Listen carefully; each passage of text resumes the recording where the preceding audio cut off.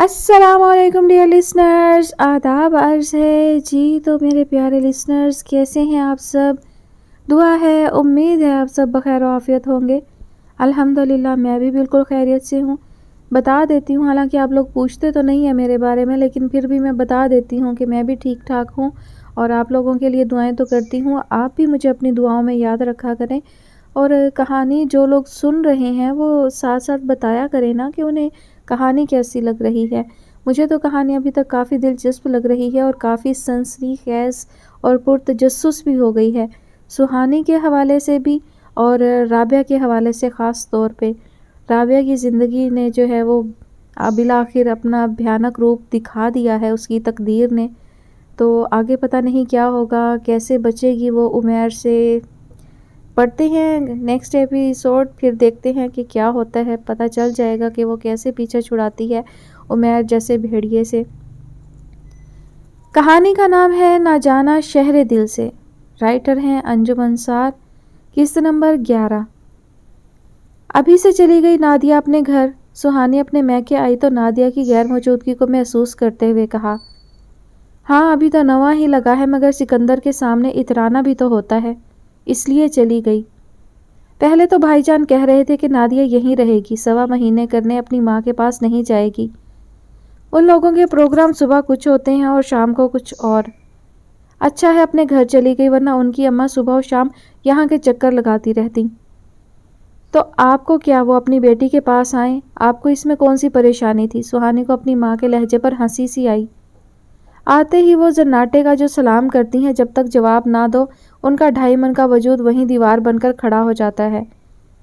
हद हो गई मम्मी, आपको सलाम का जवाब देना खल जाता है।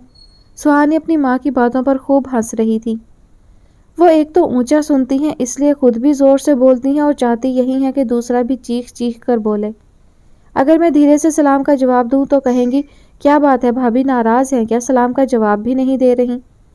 तो फिर क्या आप भी चीख कर बोला करती हैं? सुहानी को माँ की बातें दिलचस्प लग रही थी। चीख कर बोले मेरी जूती, मैं तो अब उन्हें हमेशा हाथ के इशारे से सलाम करती हूँ और वहाँ से हट जाती हूँ कि भाई जिससे मिलने आई हो जाकर उसके ही कान खाओ। और फिर कौन सा फालतू रहती हूँ जो बहू की अम्मा से गपशप करती फिरूंगी। अल्ट्रासाउंड से पता तो चल गया होगा कि क्या हो रहा है। बेटा हो रहा है। नादिया ने तो नहीं, हाँ सिकंदर ने मुझे बता दिया था, मगर मुझे तो उसी वक्त मालूम हो गया था जब नादिया नीले कलर में बच्चे की शॉपिंग कर रही थी। ये तो बहुत खुशी की बात है कि आपका पोता आ रहा है। मुझे ज़्यादा खुशी इस बात की होगी जब मेरा नवासा आएगा। मम्मी अभी आपका नवासा या नवासी तो नहीं आ सकते। क्यों भाई, ऐसा क्या सरमत ने कहा है? मेरी डांस इंस्ट्रक्टर ने कहा है कि तुम्हारा सारा फिगर बच्चों की पैदाइश में ख़त्म हो जाएगा। आज जो बालिश भर की तुम्हारी ये कमर नज़र आती है, बच्चों के आने के बाद कमरा दिखाई देने लगेगी। ठीक कहती है वो, बच्चे औरत का सारा हुस्न मलिया मेट करके रख देते हैं। जब ही तो बड़े बूढ़े कहते हैं कि एक पाला पाला सारा जोबन ढाला। मम्मी मेरा तो ये प्रोग्राम है कि 5-7 साल तक कोई बच्चा ही ना होने पाए। क्या सरमत भी तुम्हारा हम ख्याल है? मम्मी ने मुस्कुराकर पूछा। उन्हें तो बच्चे बहुत पसंद हैं। वो तो अक्सर कहते हैं कि हमारे जुड़वां बच्चे होने चाहिए और जल्दी होने चाहिए। तो फिर ये सब कैसे हो सकेगा? अब मम्मी उसको मतवाहिश नज़रों से देख रही थी। मैं खुद ही टैबलेट खा लेती हूँ सरमत को बताए बगैर, ताकि वो मुझसे नाराज़ ना होने पाए। फिर भी अगर उसने देख लिया कि तुम टैबलेट खाती हो तो? ओह, किसी गोली पर उसका नाम और काम थोड़ी ना लिखा होता है। मेरे सर में दर्द भी हो सकता है, थकान भी हो सकती है, नज़ला ज़ुकाम की भी आखिर गोलियाँ होती हैं। हर गोली कोई 303 की थोड़ी होती है। सुहानी बेटा, फिर भी तुम ये तो सोचो कि सरमत के साथ साथ उसकी माँ को शौक होगा और उनसे ज़्यादा उनकी बहना को तमन्ना होगी। अब कोई हमारी तरह वसीउन नज़र थोड़ी हो सकता है। नादिया के बेशक 10 साल औलाद ना हुई, ना हमें परवाह हुई और ना ही कोई फिक्र, बल्कि शायद अच्छा ही लगा। अब खामखा घर में बच्चे की वजह से शोर शराबा रहेगा। आज बाल निकल रहे हैं, कल दांत निकल रहे हैं, कभी बुखार है तो कभी कुछ। बेचारा सिकंदर हमा वक्त बच्चे और नादिया में उलझा रहेगा। माँ बाप की तरफ कब देखेगा? मम्मी आप देखिएगा कि ये नादिया भाभी कितनी जल्दी फूलकर कुप्पा सी हो जाएंगी। सिकंदर भाई इन पर रगबत से नज़र तक डालनी भूल जाएंगे। मैं तो चाहती हूँ कि ऐसा ही हो। यूँ भी घुन्नी सी है, खुद मुंह से कुछ नहीं बोलेगी, जो उसे कहना होगा सिकंदर से कहलवा देगी। अब क्या मैं समझती नहीं हूँ कि सिकंदर के मुंह में किसकी ज़ुबान बोल रही है? सिकंदर भाई के अपने ससुराल रोज़ जाते हैं। پتہ نہیں، فیکٹری سے تو وہ دیر سے ہی آتا ہے، مجھے کیا معلوم کہ وہ وہاں سے ہوتا ہوا آتا ہے یا نہیں۔ جاتے تو خیر ضرور ہوں گے، سہانی نے کہا۔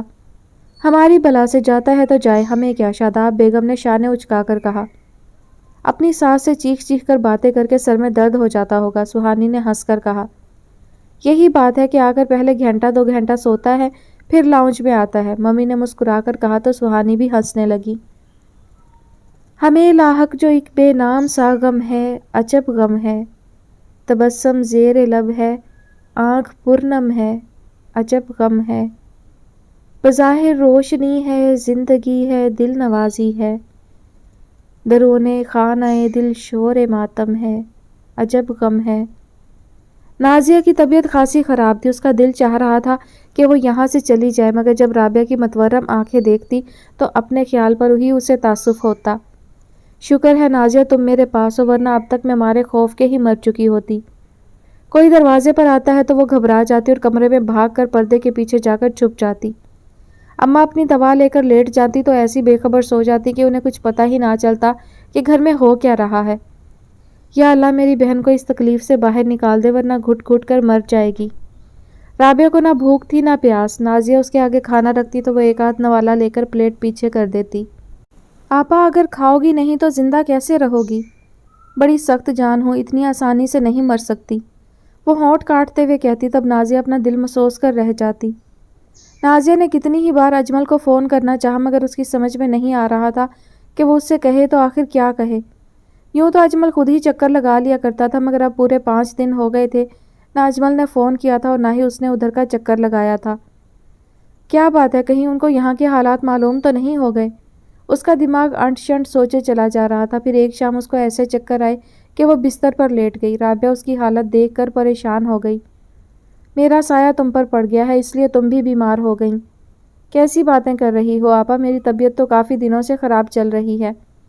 مجھے کچھ نہیں ہوگا، تم اپنا خیال رکھو اور اپنے گھر جاؤ، رابعہ چڑچڑی ہو کر اسے باتیں سنا رہی تھی۔ اجمل نازیہ کی خیریت معلوم کرنے آیا تھا، مگر وہ اس کی شکل دیکھ کر گھر جانے کو تیار ہو گئی تھی۔ تم تو کہہ رہی تھی کہ ابھی کچھ دن اور رہو گی، اجمل اس کو محبت بھری نظروں سے دیکھتا ہوا بولا۔ میرا دل چاہ رہا ہے کہ یہاں سے کہیں بھاگ جاؤں، میرا دل بے حد گھبرا سا رہا ہے۔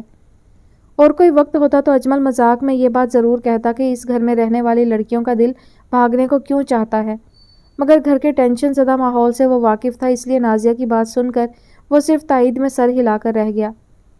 نازیہ تم مجھے اکیلا چھوڑ کر کیوں جا رہی ہو؟ کمرے میں بہن کو اپنے پاس بلا کر رابعہ نے رکت بھرے لہجے میں کہا تو نازیہ کو اس پر بے تحاشا رحم سا آ گیا۔ آپا میری طبیعت کچھ خراب چل رہی ہے، ڈاکٹر سے چیک اپ کروا کے پھر آ جاؤں گی۔ اس نے ایک بار بھی نہیں کہا کہ شام کو تم مجھے جانے کے لیے کہہ رہی تھیں۔ تم جانتی ہو نا کہ اب مجھے بے حد ڈر لگ رہا ہے، تمہارے بنا مجھ سے رہا نہیں جائے گا۔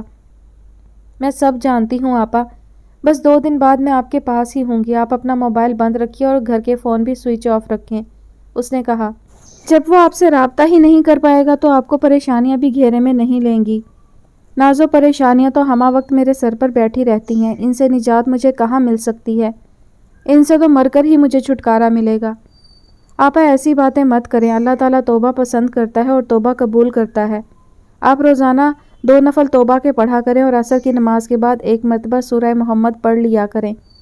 یہ مشکلات سے نکالنے والی صورت ہے، آپ دیکھیں گی کہ اللہ تعالیٰ اس مشکل سے آپ کو کتنی جلدی نکال لیتا ہے۔ نازیہ بہن کو دلاسے اور اطمینان دلا کر اپنے گھر چلی گئی تھی، مگر رابعہ کسی جلے پیر کی بلی کی طرح گھر میں گھوم رہی تھی۔ کہیں ایسا نہ ہو جائے، کہیں ویسا نہ ہو جائے۔ خوف نے اسے ادموا سا کر دیا تھا، عمیر کے رسوخ کا اسے اندازہ تھا کہ وہ اس کے ساتھ کیا کچھ نہیں کر سکتا تھا۔ اگر میری تصاویر محلے کے ہر گھر میں اس نے بھجوا دیں تو؟ اس سوچ نے اس کا ذہن لہو لہان سا کر دیا تھا۔ بابو جی کی بیٹی اور ایسی بے غیرت، کالے گیٹ والی خالہ کی آواز اس کے کانوں میں گونجنے لگی۔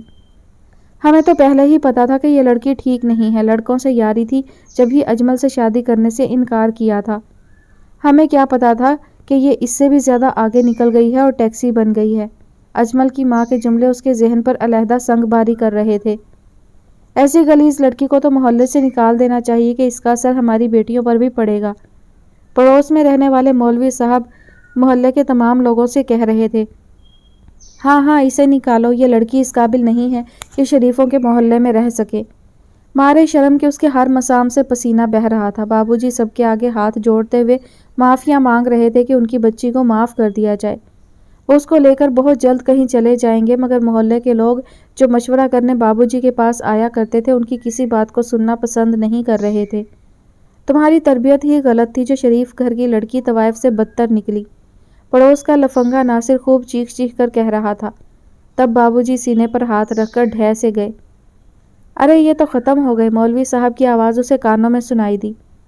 بابوجی کو جب محلے کے 4 لوگ کلمہ طیبہ کے ورد میں اندر لائے تو اماں ساکت کی ساکت بیٹھی رہ گئیں۔ بڑے غیرت والے تھے ماں باپ، دونوں ہی اٹھ گئے۔ یہ آواز سنتے ہی رابعہ نے چیخنا شروع کر دیا۔ اماں پلیز آپ میرا گلا گھونٹ دیں مگر آپ مجھے چھوڑ کر نہیں جا سکتی۔ اماں اگر تم چلی گئیں تو میں کیا کروں گی، کہاں جاؤں گی، کون رکھے گا مجھے؟ اماں بابوجی سے کہو کہ آنکھیں کھول دیں اور اپنی اس ناہنجار بیٹی کو معاف کر دیں۔ بابوجی اٹھیے، آنکھیں کھولیے، میں آپ کی ہر بات مانوں گی۔ اب مجھ سے ناراض ہو کر نہ جائیں کہ میں اپنے آپ کو کبھی معاف نہیں کر سکوں گی۔ اب رابعہ دہاڑے مار مار کر رو رہی تھی اور آنسو اس روانی سے بہہ رہے تھے کہ جیسے کہیں پر نالا گر رہا ہو۔ پاگل تو نہیں ہو گئی، کیوں روئے چلے جا رہی ہے؟ اماں اپنے کمرے سے آئیں تو اس کی پشت تھپ تھپاتے ہوئے بولی۔ اماں بابوجی، وہ گھگھیاتے ہوئے بولی۔ بابوجی کا بے حرکت جسم اسے سامنے رکھا ہوا نظر آ رہا تھا۔ کیا ہوا بابوجی کو؟ انہوں نے حیرت سے پوچھا۔ وہ گلی میں گر گئے تھے نا، اس لیے، وہ بمشکل اپنی سسکیوں پر قابو پاتے ہوئے بولی۔ کیا ہو گیا ہے رابعہ تجھے؟ آج بارشوں کی وجہ سے وہ گھر سے نکلے کہاں ہیں؟ نماز تک تو آج انہوں نے گھر میں پڑھی ہے۔ اس وقت وہ اپنے کمرے میں سو رہے ہیں، ابھی تو خراٹے سنتی ہوئی آئی ہوں میں ان کے۔ میں نے خواب دیکھا تھا شاید، وہ اپنے آپ کو سنبھالتے ہوئے بولی۔ یہ جاگتی آنکھوں سے کب سے خواب دیکھنے لگی تو؟ اماں مجھے نیند نہیں آتی ہے تو برے برے وہمیں جاگتی آنکھوں سے نظر آنے لگتے ہیں۔ تیسرا کلمہ کثرت سے پڑھا کر یہ برے برے خیالات سب اڑن چھو ہو جائیں گے۔ ٹھیک کہتی ہیں آپ، وہ اپنے ہونٹ کاٹتے ہوئے بولی۔ کتنے سارے دن ہو گئے میں نے تجھے نماز پڑھتے نہیں دیکھا۔ میں غسل کر کے ابھی نماز پڑھتی ہوں، وہ خجل ہوتے ہوئے بولی۔ نماز پڑھنے سے دل کو سکون ملتا ہے، اور رابعہ تائید میں سر ہلاتے ہوئے اپنے کپڑے الماری میں سے نکالنے لگی۔ بات تو بتاؤ کہ ہوا کیا ہے؟ وہ چپ رہی۔ کتنی بار حلف اٹھاؤں کہ کسی سے نہیں کہوں گا، اجمل جھنجھلا کر بولا۔ بات ہی ایسی ہے کہ میری سمجھ میں نہیں آ رہا کہ اسے کہاں سے شروع کروں اور کہاں پر ختم۔ وہ آنکھوں میں آنسو بھرے بول رہی تھی۔ پلیز نازیہ، تمہیں مجھ پر اعتبار ہے نا کہ میں رابعہ کی کسی بات کو لے کر اس کا تماشا نہیں بناؤں گا؟ ہاں وہ تو ہے، تو پھر مجھے بتا دو کہ بات کیا ہے۔ ہاں وہ تو ہے، تو پھر مجھے بتا دو کہ بات کیا ہے۔ دراصل آپا نے، یہ کہہ کر وہ پھوٹ پھوٹ کر رونے لگی۔ تم نہ کہو، میں جانتا ہوں۔ رابعہ نے عمیر کے گیتوں پر ڈانس کیا ہوگا اور اب یہ کیسٹ ہر شاپ پر موجود ہوں گے، ہے نا؟ یہی بات ہے؟ وہ اس کے دونوں ہاتھ تھام کر بولا۔ نہیں اجمل، بات تو اس سے بھی بہت آگے کی ہے۔ کیا مطلب ہے تمہارا؟ کہیں اس نے… ہاں اجمل، میری بہن جو اپنے آپ کو بے حد عقل مند سمجھتی تھی وہ نکاح کے چارے کے آگے لٹ گئی ہے، اور تہی دامن وہ مسلسل آپا کو دھمکیاں دے رہا ہے کہ تمہاری غلط قسم کی تصاویر تمہارے محلے کے ہر گھر میں پہنچ جائیں گی اگر وہ ان کے بلاوے پر اس کے پاس نہیں پہنچی تو۔ اف، رابعہ اس حد تک بھی جا سکتی ہے؟ یہ تو میں سوچ بھی نہیں سکتا تھا۔ اجمل نے اپنے دونوں ہاتھوں سے اپنا سر تھام لیا۔ اب بتائیے کیا کریں؟ وہ کسی معصوم سے بچے کی طرح اجمل سے پوچھ رہی تھی۔ میرا تو خود سر گھوم گیا ہے، اجمل نے پریشان ہو کر کہا۔ تو گویا آپ کے پاس بھی اس مسئلے کا کوئی حل نہیں ہے؟ فی الحال تو میری سمجھ میں کچھ نہیں آ رہا۔ تو کیا آپا کی زندگی یوں ہی گزرے گی؟ نازیہ کو لگ رہا تھا کہ جیسے اس کی بہن کیچڑ میں لت پت اس کے سامنے کھڑی ہو۔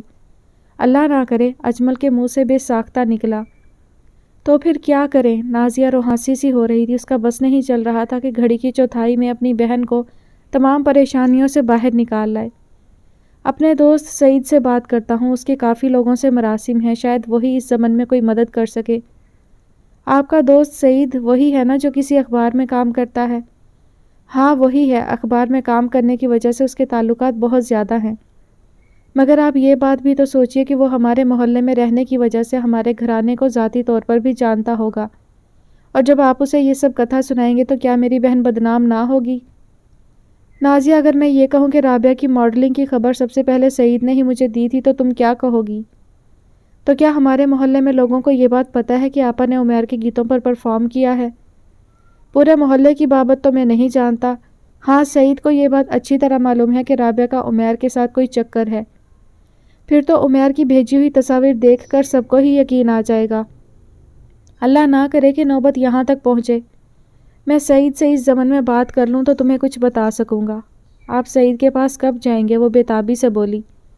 نازیہ اس وقت تو رات کے 2:30 بج رہے ہیں اور یہ جانے کا کوئی معقول وقت بھی نہیں، اس لیے میں کل ہی اس سے مل سکوں گا. کوئی اور وقت ہوتا تو نازیہ اجمل کی اس بات پر کھلکھلا کر ہنس پڑتی، مگر اس وقت وہ اتنی پریشان تھی کہ اس کے لبوں پر مسکراہٹ تک نہیں رینگی. یوں تو کراچی میں بارش کے نام پر بوندا باندی ہو جاتی تھی، مگر اس سال بارش خوب ہوئی تھی.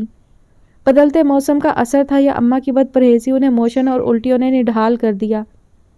سبین کو معلوم ہوا تو جا کر اماں کو اپنے پاس لے آئی. سہانی ان دنوں اپنے میکے گئی ہوئی تھی اور سرمد اپنے آفس صبح سے جاتا تو رات گئے آتا تھا. اب اماں کو سبین کے پاس آئے ہوئے پورا 1 ہفتہ ہو گیا تھا اور اماں کی طبیعت بھی ٹھیک ہو گئی تھی، مگر سرمد اور سہانی انہیں دیکھنے کے لیے ایک بار بھی نہیں آئے تھے. شروع میں سرمد کا فون ضرور آ جاتا تھا کہ اماں کی خیریت معلوم کر لی جائے، اور جب انہیں یہ تسلی ہو گئی کہ اماں اب بھلی چنگی ہیں تو انہوں نے فون کرنا بھی بند کر دیا تھا.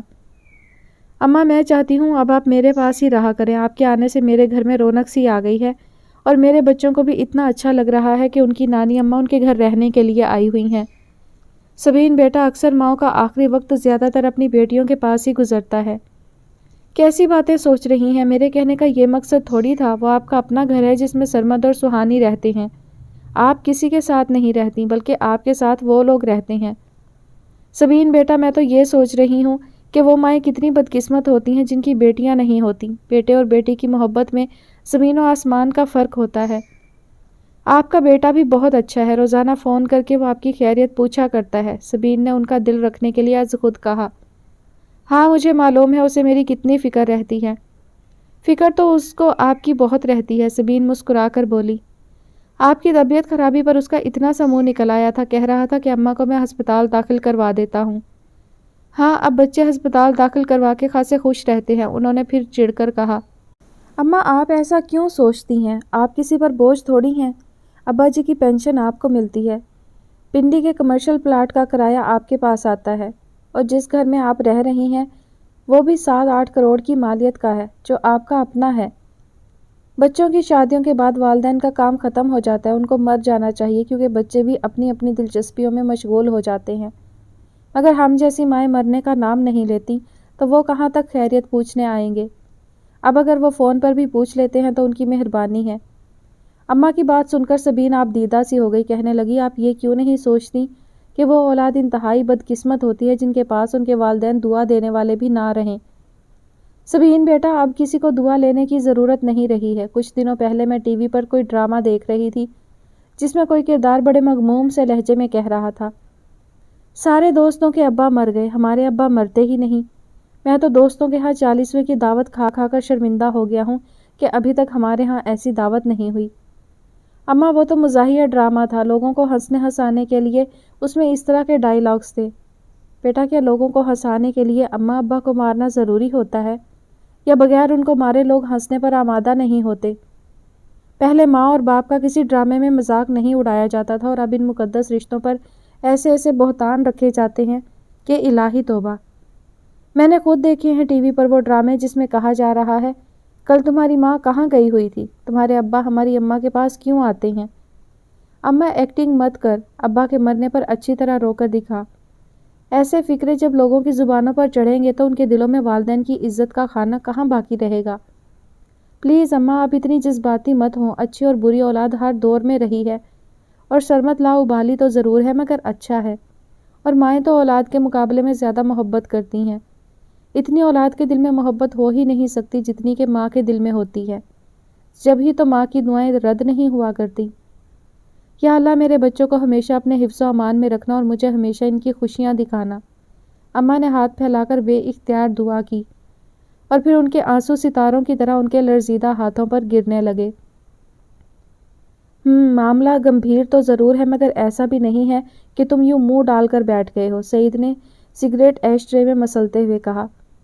ٹیلی فون کی بیل سے کسی کے دل کی دھڑکن رک رہی ہے اور تمہیں یہ معاملہ نزاعی نہیں لگ رہا، اجمل جھنجھلا کر بولا.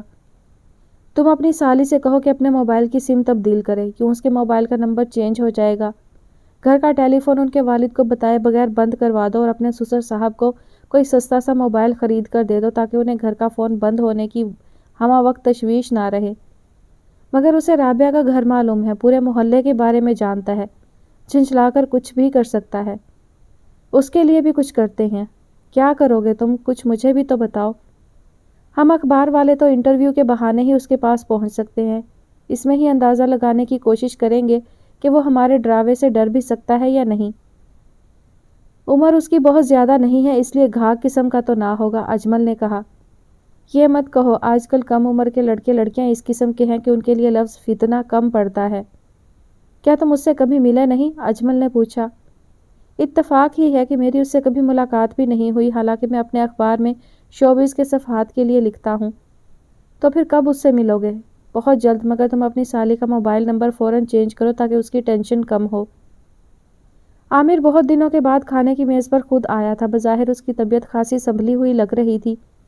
وہ شوخی اور شرارت جو اس کی شخصیت کا حصہ تھی وہ تو مفقود تھی، مگر یہی بہت بہتر تھا، وہ ماں اور بہن کی موجودگی میں کھانے کے لیے از خود چلا آیا تھا۔ ماں نے بیٹے کو دیکھ کر اس کی پسندیدہ ڈش اس کے سامنے کی، ایک چپاتی کھا کر ہاتھ روک لیا۔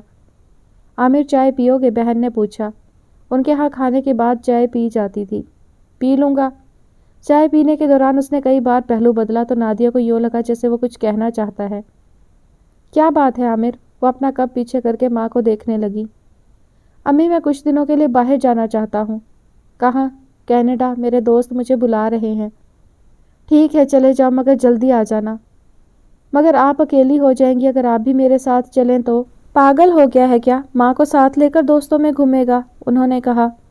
میں یہاں تنہا نہیں ہوں، نادیہ میرے پاس آ گئی ہے اور وہ اپنی ڈلیوری کے بعد جائے گی۔ عامر چپ چاپ سر جھکائے ماں کی بات سن رہا تھا۔ عامر جلدی آ جانا ورنہ میرا دل بہت گھبرائے گا، نادیہ نے ڈبڈبائی نظروں سے بھائی کو دیکھتے ہوئے کہا۔ ابھی میں گیا نہیں ہوں، آنے کا کیسے بتا دوں؟ وہ اس لیے کہ میں نے تمہارا ابھی سے انتظار شروع کر دیا ہے، نادیہ نے ہنس کر کہا تو عامر کے لبوں پر بھی مسکراہٹ کی چاندنی پھیل گئی۔ عمیر نے انٹرویو کے لیے اسے وقت دے دیا تھا اور سعید اس کے بتائے ہوئے ایڈریس پر پہنچ گیا تھا۔ پہلے مختلف پوز میں فوٹوگرافر نے اس کی تصویریں لیں، اس کے بعد سوال و جواب کا سلسلہ شروع ہوا۔ سعید نے محسوس کیا کہ وہ بے حد جولی قسم کا لڑکا ہے، ہر بات انتہائی شوخ و چنچل انداز میں کر رہا تھا۔ عمیر صاحب، آپ سے کچھ ذاتی باتیں کرنا چاہوں گا، اگر آپ اجازت دیں تو۔ ہماری ذاتی باتیں کہاں ذاتی رہتی ہیں، آپ لوگ اپنے اخباروں میں ہماری بات لکھ دیتے ہیں۔ پھر بھی کچھ نہ کچھ باتیں پس پردہ بھی ہوتی ہیں، سعید نے ہنس کر کہا۔ مگر میری کوئی بات خفیہ نہیں ہے، میں تو جیسا ہوں ویسا ہی نظر آتا ہوں۔ اچھا، آپ شادی کب کریں گے؟ اس کے لیے تو ابھی 10 سال بھی فرصت نہیں ہے۔ تھینکس گاڈ، ورنہ میں تو سمجھ رہا تھا کہ اب آپ کہیں گے کہ میری شادی تو میرے فین سے ہو چکی ہے، سعید نے بھی شریر سے لہجے میں کہا تو عمیر ہنس پڑا۔ عمیر ہنستے ہوئے کتنا خوبصورت لگ رہا تھا، یہ بات سعید نے بھی نوٹ کی۔ رابعہ بیگم اس لڑکے پر بے وجہ تو نہیں مر مٹی تھی۔ آپ کے کنسرٹ لڑکیوں میں اتنے مقبول ہیں تو آپ کے فینس میں زیادہ تعداد تو لڑکیوں کی ہوتی ہوگی۔ سعید دھیرے دھیرے اپنے مطلب کی جانب آ رہا تھا۔ ظاہر ہے، وہ دھیمے لہجے میں ہنستے ہوئے بولا۔ کیا کبھی کوئی لڑکی اتنی قریب ہوئی جس نے آپ سے شادی کی خواہش ظاہر کی ہو؟ اکثر لڑکیاں شہرت اور دولت کے لیے یہ سب چاہتی ہیں، تو کیا آپ کو اپنے فینس میں سے کوئی بھی پسند نہیں آئی؟ سعید انتہائی لاابالی لہجے میں سوال کر رہا تھا۔ ابھی تک تو کوئی نہیں آئی۔ اگر کوئی پیر پکڑ کر بیٹھ جائے کہ میں شادی کروں گی تو آپ سے ہی کروں گی، تو اس کا کیا جواب ہوگا آپ کے پاس؟ میں تو اس کو رسان سے سمجھاؤں گا کہ بی بی، جہاں تمہارے ماں باپ چاہتے ہیں وہیں شادی کرنا۔ سفر میں رہنے والے لوگ اتنی جلدی شادی کے شکنجے میں رہنا پسند نہیں کرتے۔ آپ کے لیے قابل احترام رشتہ کون سا ہے؟ ماں، بہن، بیٹی اور بیوی بھی۔ فلرٹ کرنے والے لڑکے لڑکیاں کیسے لگتے ہیں آپ کو؟ ناقابل اعتبار، بات کرنے کو دل نہیں چاہتا۔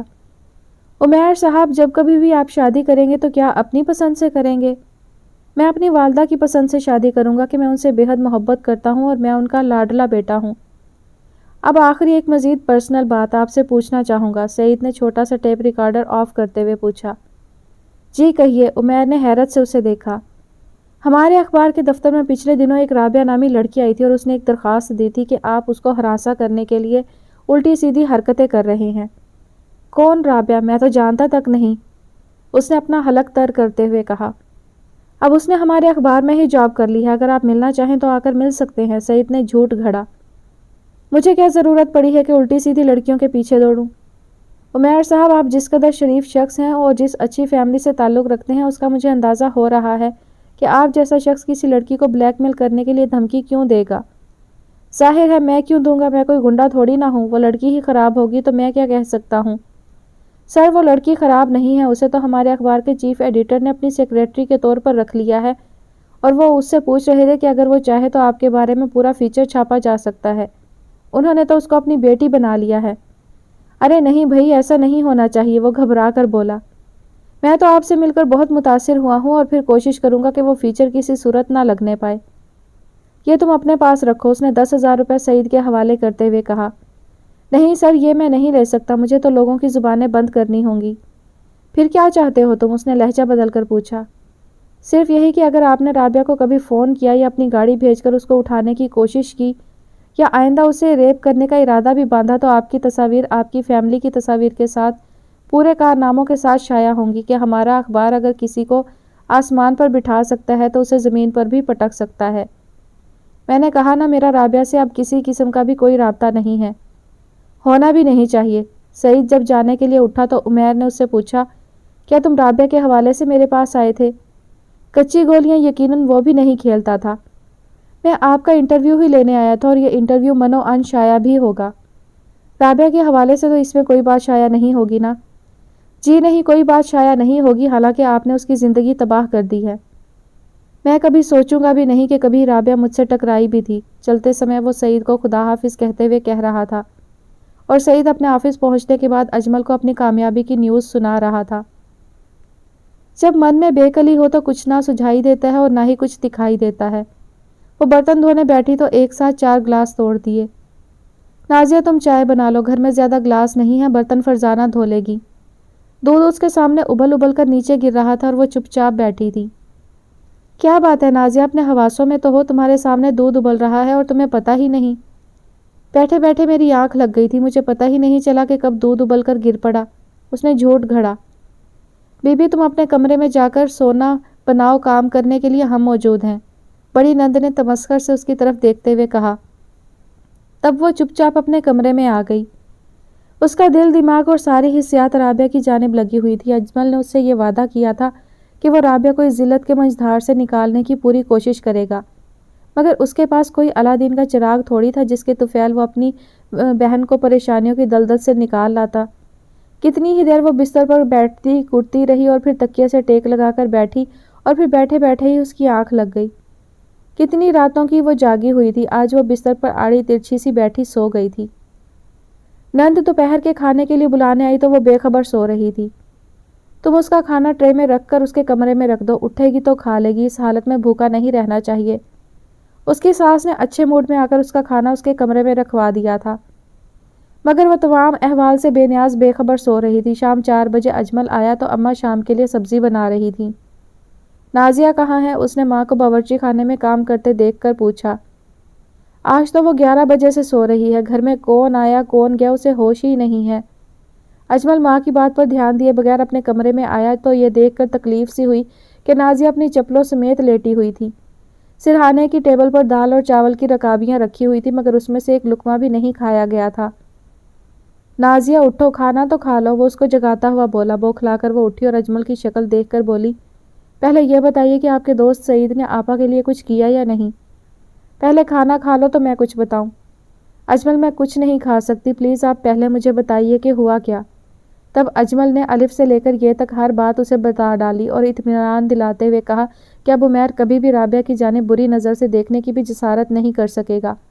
اور نازیہ بے اختیار پھوٹ پھوٹ کر رونے لگی، ایسی تیز آواز کے ساتھ کہ ساس نندے بھی بھاگی چلی آئیں۔ ارے ہوا کیا؟ وہ سمجھی کہ شاید میاں بیوی میں کوئی کھٹپٹ ہو گئی ہے۔ اماں خواب میں ڈر گئی تھی، مجھے یوں لگا تھا جیسے ہمارا گھر گر گیا ہو اور اماں، بابو جی اور آپا سب اس کے نیچے دب گئے ہوں۔ ارے باولی، دن کے خواب بھی بھلا سچے ہوتے ہیں؟ مگر میرا خواب بڑا ڈراؤنا سا تھا، اللہ کا شکر ہے وہ صرف خواب ہی تھا۔ تم کھانا کھا کر میرے ساتھ چلو اور اپنے گھر اور گھر والوں کو جا کر دیکھ آؤ۔ اجمل چاہتا تھا کہ نازیہ جا کر رابعہ کو بھی اطمینان دلا دے۔ اے لو، کل تو یہ آئی ہیں اپنے میکے سے، آج جانے کی کیا ضرورت آ گئی؟ اس حال میں زیادہ آنا جانا نہیں کرنا چاہیے۔ कल को कोई ऊंच नीच हो गई तो सब हमें ही कहेंगे कि बहू को रोका क्यों नहीं। अब कल रात आप लोग सब लोगों की दावत होगी अम्मा के यहाँ, तो आपा का कुछ ना कुछ हाथ बटाने के लिए मुझे तो जाना ही पड़ेगा ना। नाजिया ने खुश होते हुए सास से कहा। अरे छोड़ो दावत को, जब होनी चाहिए थी तब तो की नहीं, अब करके क्या करेंगी तुम्हारी अम्मा। सास के दिल का शिकवा उनके लबों पर आ गया। अम्मा बीमार थीं, आपा को भी टाइफाइड हो गया था, अब वो लोग ठीक हुए हैं तो मैं दावत थोड़ी छोड़ूंगी। आज अजमल मुझे छोड़ आएंगे तो कल रात आपके साथ वापस आ जाऊंगी। अजमल उसकी बातें सुनकर दिल ही दिल में हंस रहा था। जब वो दोनों बाहर निकले तो अजमल ने मुस्कुराकर कहा, मैं तो तुम्हें सीधी सादी सी लड़की समझता था, मगर बातें तो तुम्हें भी खूब बनानी आती हैं। अजमल, आज आपने जो खुशी की खबर मुझे सुनाई है, मेरा बस नहीं चल रहा कि हर शख्स को मिठाई खिलाऊं कि मेरी आबा की परेशानियां ख़त्म हो गईं। नाजिया, ये सिर्फ अल्लाह ताला का करम है कि राबिया आसानी के साथ बाहर निकल आई, वरना बुरे लोग और मज़ीद बुरे दाव जानते हैं। उनके तेवर भी और बुरे होते हैं और वो किसी से डरते भी नहीं हैं। मगर अल्लाह को जिसको बचाना मकसूद हो तो वो उसको ज़रूर बचाता है। अजमल बाइक चलाते हुए उससे कह रहा था और उसकी ज़ुबान शुक्र अल्हम्दुलिल्लाह का विर्द कर रही थी। बेशक वो सबसे बढ़कर रहम करने वाला है। खौफ और परेशानी जब बाहम मिल जाएं तो सुकून और तमानियत कोसों दूर भाग जाती है। एक रात और एक दिन के बाद वो घर में दाखिल हुई थी। राबिया बिस्तर पर लेटी थी, मगर बरसों की बीमार नजर आ रही थी। उसका चेहरा इतना जर्द था जैसे किसी ने हल्दी पोत दी हो। आंखों के गिर्द गहरे स्याह हल्के नुमाया नजर आ रहे थे। अम्मा जो बीमार थी उसकी पट्टी से लगी बैठी थी। नाजिया को देखकर वो आगे बढ़ी और परेशान से लहजे में बोली, पता नहीं क्या हो गया इसको, इससे कुछ खाया ही नहीं जा रहा है, पानी तक हजम नहीं हो रहा है, तुम इसे किसी अच्छे से डॉक्टर के पास ले जाओ। अम्मा, बरसात के बाद सबकी ऐसी ही तबीयत हो जाती है, मैं अभी अच्छी सी दार चीनी और इलायची वाली चाय बनाकर पिलाती हूँ, देखिएगा अभी ठीक हो जाएंगी। अम्मा जब किसी काम से अपने कमरे में गई तो नाजिया ने बहन को गले लगाते हुए कहा, आपा, अल्लाह ताला ने आपको परेशानियों से निकाल लिया है, अब शुक्राने के नवाफल फ़ौरन अदा करें। क्या कह रही हो तुम? कहाँ तो उससे करवट नहीं ली जा रही थी और कहाँ वो उसके सामने तेज़ी से बैठ गई। तब उसने उमैर के इंटरव्यू के हवाले से उमैर और सईद की गुफ्तगू उसको सुनाई तो मारे तशक्कुर के उसके आंसू निकल आए। अजमल भाई कितने अच्छे हैं, मैं तो सोच भी नहीं सकती थी कि वो मुझे पाताल से निकाल लेंगे। और जब अजमल उसके सामने आया तो वो उसके कदमों में बैठकर हाथ जोड़ते हुए बोली, अजमल भाई मुझे माफ़ कर दीजिएगा, मेरी ज़ात के हवाले से आपकी भी बेइज्जती हुई है, उसका मुझे एहसास है। राबिया, जो हुआ बुरा हुआ, तुम सब भूल जाओ और आइंदा इसका जिक्र करने की भी ज़रूरत नहीं है। मगर ये बात हमेशा याद रखनी चाहिए, बुज़ुर्गों की मौजूदगी में छोटों को फैसले करने की कभी ज़रूरत नहीं हुआ करती। बुज़ुर्गों का तजर्बा नई नस्ल के तजर्बे से हमेशा ज़्यादा रहेगा। उनसे फैज़ हासिल करने की जुस्तजू करनी चाहिए। ये नई सिम रख लो कि मुझे पूरी उम्मीद है कि वो पुराने नंबर पर कभी राब्ता करने की हिम्मत नहीं कर सकेगा, मगर दानिशमंदी यही है कि एहतियात मलहूज़ रखी जाए। घर का नया फ़ोन नंबर जो अब चची के नाम से मैंने अप्लाई किया है जल्द मिल जाएगा। अजमल भाई, आप बाबूजी से कहें कि ये घर बेचकर कहीं और ख़रीद लें, राबिया ने कहा। तुम्हें अब डरने की बिल्कुल ज़रूरत नहीं है। उमैर का इंटरव्यू रिकॉर्ड करने के बाद सईद ने उसकी एक कैसेट उमैर को भी भिजवा दी थी। वो जो ये समझ रहा था कि आखिर में की गई पर्सनल बातें टेप में रिकॉर्ड नहीं की गई हैं, जब उसने वो कैसेट सुना होगा तो अपना सर थाम लिया होगा। अब वो किसी तरह भी तुम पर किसी दबाव डालने की पोजीशन में नहीं है कि उसे मालूम हो गया है कि अब तुम अखबार में जॉब कर रही हो। सईद तो यहाँ तक कह रहा था कि अखबार में 2-4 मज़ामीन वो राबिया के नाम से भी लिखेगा ताकि उसको ये यकीन रहे कि वाकई राबिया किसी अखबार से मुंसलिक हो गई है। ये सईद तो वाकई बहुत अच्छा लड़का है, मैं तो उनके घराने को कभी अच्छा नहीं समझती थी। राबिया, किसी के बारे में वसूख से कोई बात नहीं कही जा सकती कि कौन अच्छा है और कौन बुरा। जब किसी से साबका पड़ता है तो मालूम हो जाता है। क्या सईद ने मेरे बारे में अपने घर वालों को कुछ बताया है? वो मेरा दोस्त है और मैं उसकी फितरत के बारे में अच्छी तरह से जानता हूँ कि वो इस नेचर का लड़का नहीं है। बल्कि वो तो यहाँ तक कह रहा था कि राबिया को चाहिए दोबारा कॉलेज जाना शुरू कर दे, ख्वामखा घर में बैठकर बोर हो रही होगी। पहले मैं वाकई बोर हुआ करती थी, मगर अब मेरा घर में बेहद दिल लगता है, अब तो मेरा कहीं जाने को दिल नहीं चाहता। सोच रही हूँ कि स्कूल के बच्चों को अपने घर में ही ट्यूशन देनी शुरू कर दूँ ताकि अम्मा के इलाज में बाबूजी की कुछ तो मुआवनत कर सकूँ। राबिया की बातें सुनकर नाजिया ने सुख से आंखें मूंद लीं। कितनी बड़ी परेशानी अल्लाह ताला ने किस आसानी से ख़त्म करवा दी थी। इस तरफ तो किसी का दिमाग ही नहीं गया था। अजमल भाई, आज मैं अपने दिल की एक बात आपसे कहना चाहती हूँ, राबिया ने कदरे झिझकते हुए अजमल से कहा। हाँ हाँ कहो, अजमल ने कहा। पहले आप नाजिया से पूछ लें कि इसे ये बात कबूल होगी, उसने अपनी नज़रें नीची करते हुए कहा, जैसे वो जो बात कहने जा रही हो وہ اسے کہنے میں کچھ تامل بھی ہو۔ رابعہ کی نظریں نیچی ضرور تھی اور ان سے گرنے والے آنسو چپ چاپ بہہ رہے تھے، حتیٰ کہ نازیہ کو بھی یہ پتہ نہیں چل سکا تھا کہ وہ بے آواز رو رہی ہے۔ اپنے دونوں ہاتھوں کی انگلیوں کو باہم الجھا کر وہ جس طرح موڑے دے رہی تھی، اس سے اس کی ذہنی پریشانی کا اندازہ ہو رہا تھا۔ رابعہ نے کئی بار کوشش کی کہ وہ کچھ تو بولے، مگر اس کو یوں لگ رہا تھا جیسے کوئی طاقت اس کی آواز پر قابو پائے بیٹھی ہو۔ میز پر رکھا ہوا پانی کا گلاس وہ ایک سانس میں پی گئی، مگر حواس کی سے صورت بحال ہونے میں نہیں آ رہے تھے۔ رابعہ آپا، نازیہ نے اس کی پشت پر ہاتھ رکھا، مگر وہ تو یوں ساکت سی کھڑی تھی جیسے اب وہ کچھ نہیں بولے گی اور اس کے مقدر میں صرف سننا ہی ہوگا۔ اجمل نے کھنکار کر اسے دیکھا تو نازیہ نے سوچا بعض مرتبہ صورتحال کچھ عجیب ہی ہو جاتی ہے، نہ خوشی برداشت ہو پاتی ہے اور نہ ہی غم۔ اب وہ بغور اپنی بہن کو دیکھ رہی تھی کہ اس کا پورا وجود کپ کپا رہا تھا، یوں لگ رہا تھا کہ وہ جیسے اپنے احساسات پر قابو پانے کی پوری کوشش کر رہی ہے، مگر اس میں کامیاب نہیں ہو پا رہی۔ موسم خوشگوار تھا، ٹھنڈی ہوا بھی چل رہی تھی، مگر اس کی پیشانی پر پسینے کے قطرے واضح طور پر دیکھے جا سکتے تھے۔ پتہ نہیں آپا کیا کہنے والی ہیں، نازیہ نے سوچا۔ شاید عمیر کے بارے میں کوئی ایسی وضاحت جو اسے اجمل کے سامنے سر اٹھانے کے قابل نہ رکھے، یا کوئی ایسی بات جو اس کے رشتے سے اسے کوئی صدمہ نہ پہنچا دے۔ یہ تو طے تھا کہ رابعہ منہ پھٹ قسم کی لڑکی تھی، مگر آج وہ جس لجاجت سے بول رہی تھی، نازیہ پریشان تو ضرور ہوئی، مگر بہن کی حالت دیکھتے ہوئے اس کے ہاتھ اپنے ہاتھوں میں تھامتے ہوئے بولی، جو بات بھی تمہارے دل میں ہے کہہ دو۔ رابعہ نے نازیہ کی بات سنی تک نہیں تھی، وہ بدستور اجمل کی طرف اپنا چہرہ کیے کھڑی تھی۔ ہاں ہاں رابعہ کہو۔ اجمل بھی صورتحال سے خاصا پریشان ہو گیا تھا۔ رابعہ نے تیزی سے اجمل کا ہاتھ پکڑا اور اسے اپنے سر پر رکھتے ہوئے بولی، اجمل بھائی آج یہ وعدہ کیجئے کہ مجھے ہمیشہ اپنی بہن سمجھیں گے، میرا مقام کبھی فرزانہ، سائرہ اور نجمہ سے کم نہیں ہوگا۔ رابعہ تم میری بہن پہلے بھی تھیں اور اب بھی ہو، مگر مجھ جیسی بدنصیب لڑکی کا اگر کوئی بھائی ہوتا تو شاید میرے قدم وہاں تک نہ جاتے جہاں تک میں چلی گئی تھی۔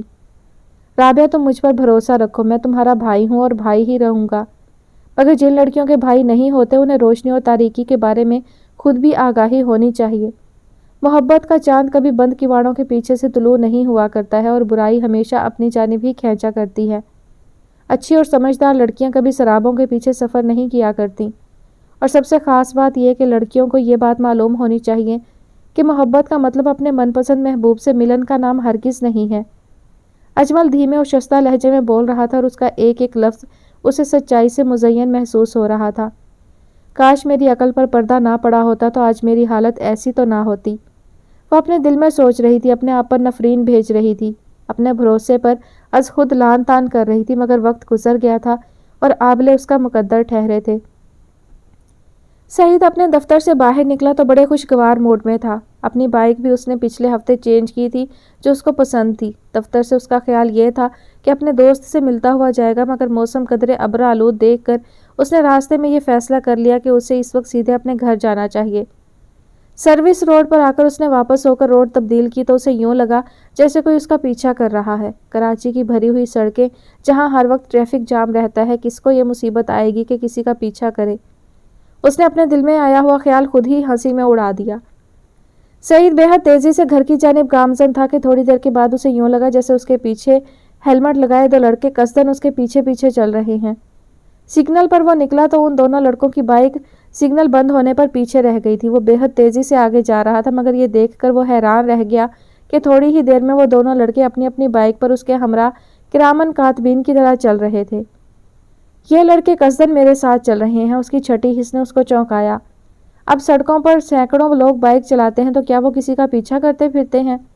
اس نے سوچا۔ اب اس نے اپنی بائک کی رفتار ہلکی کر لی اور انتہائی دھیمی رفتار میں خرامہ خرامہ بائک چل رہی تھی، اور یہ دیکھ کر اس کی حیرت کی انتہا نہ رہی کہ ان دونوں لڑکوں نے اس سے آگے بڑھنے کی کوشش نہیں کی تھی۔ میں کسی مصیبت میں ضرور پھنس گیا ہوں اور یہ لڑکے مجھے نقصان پہنچانا چاہتے ہیں۔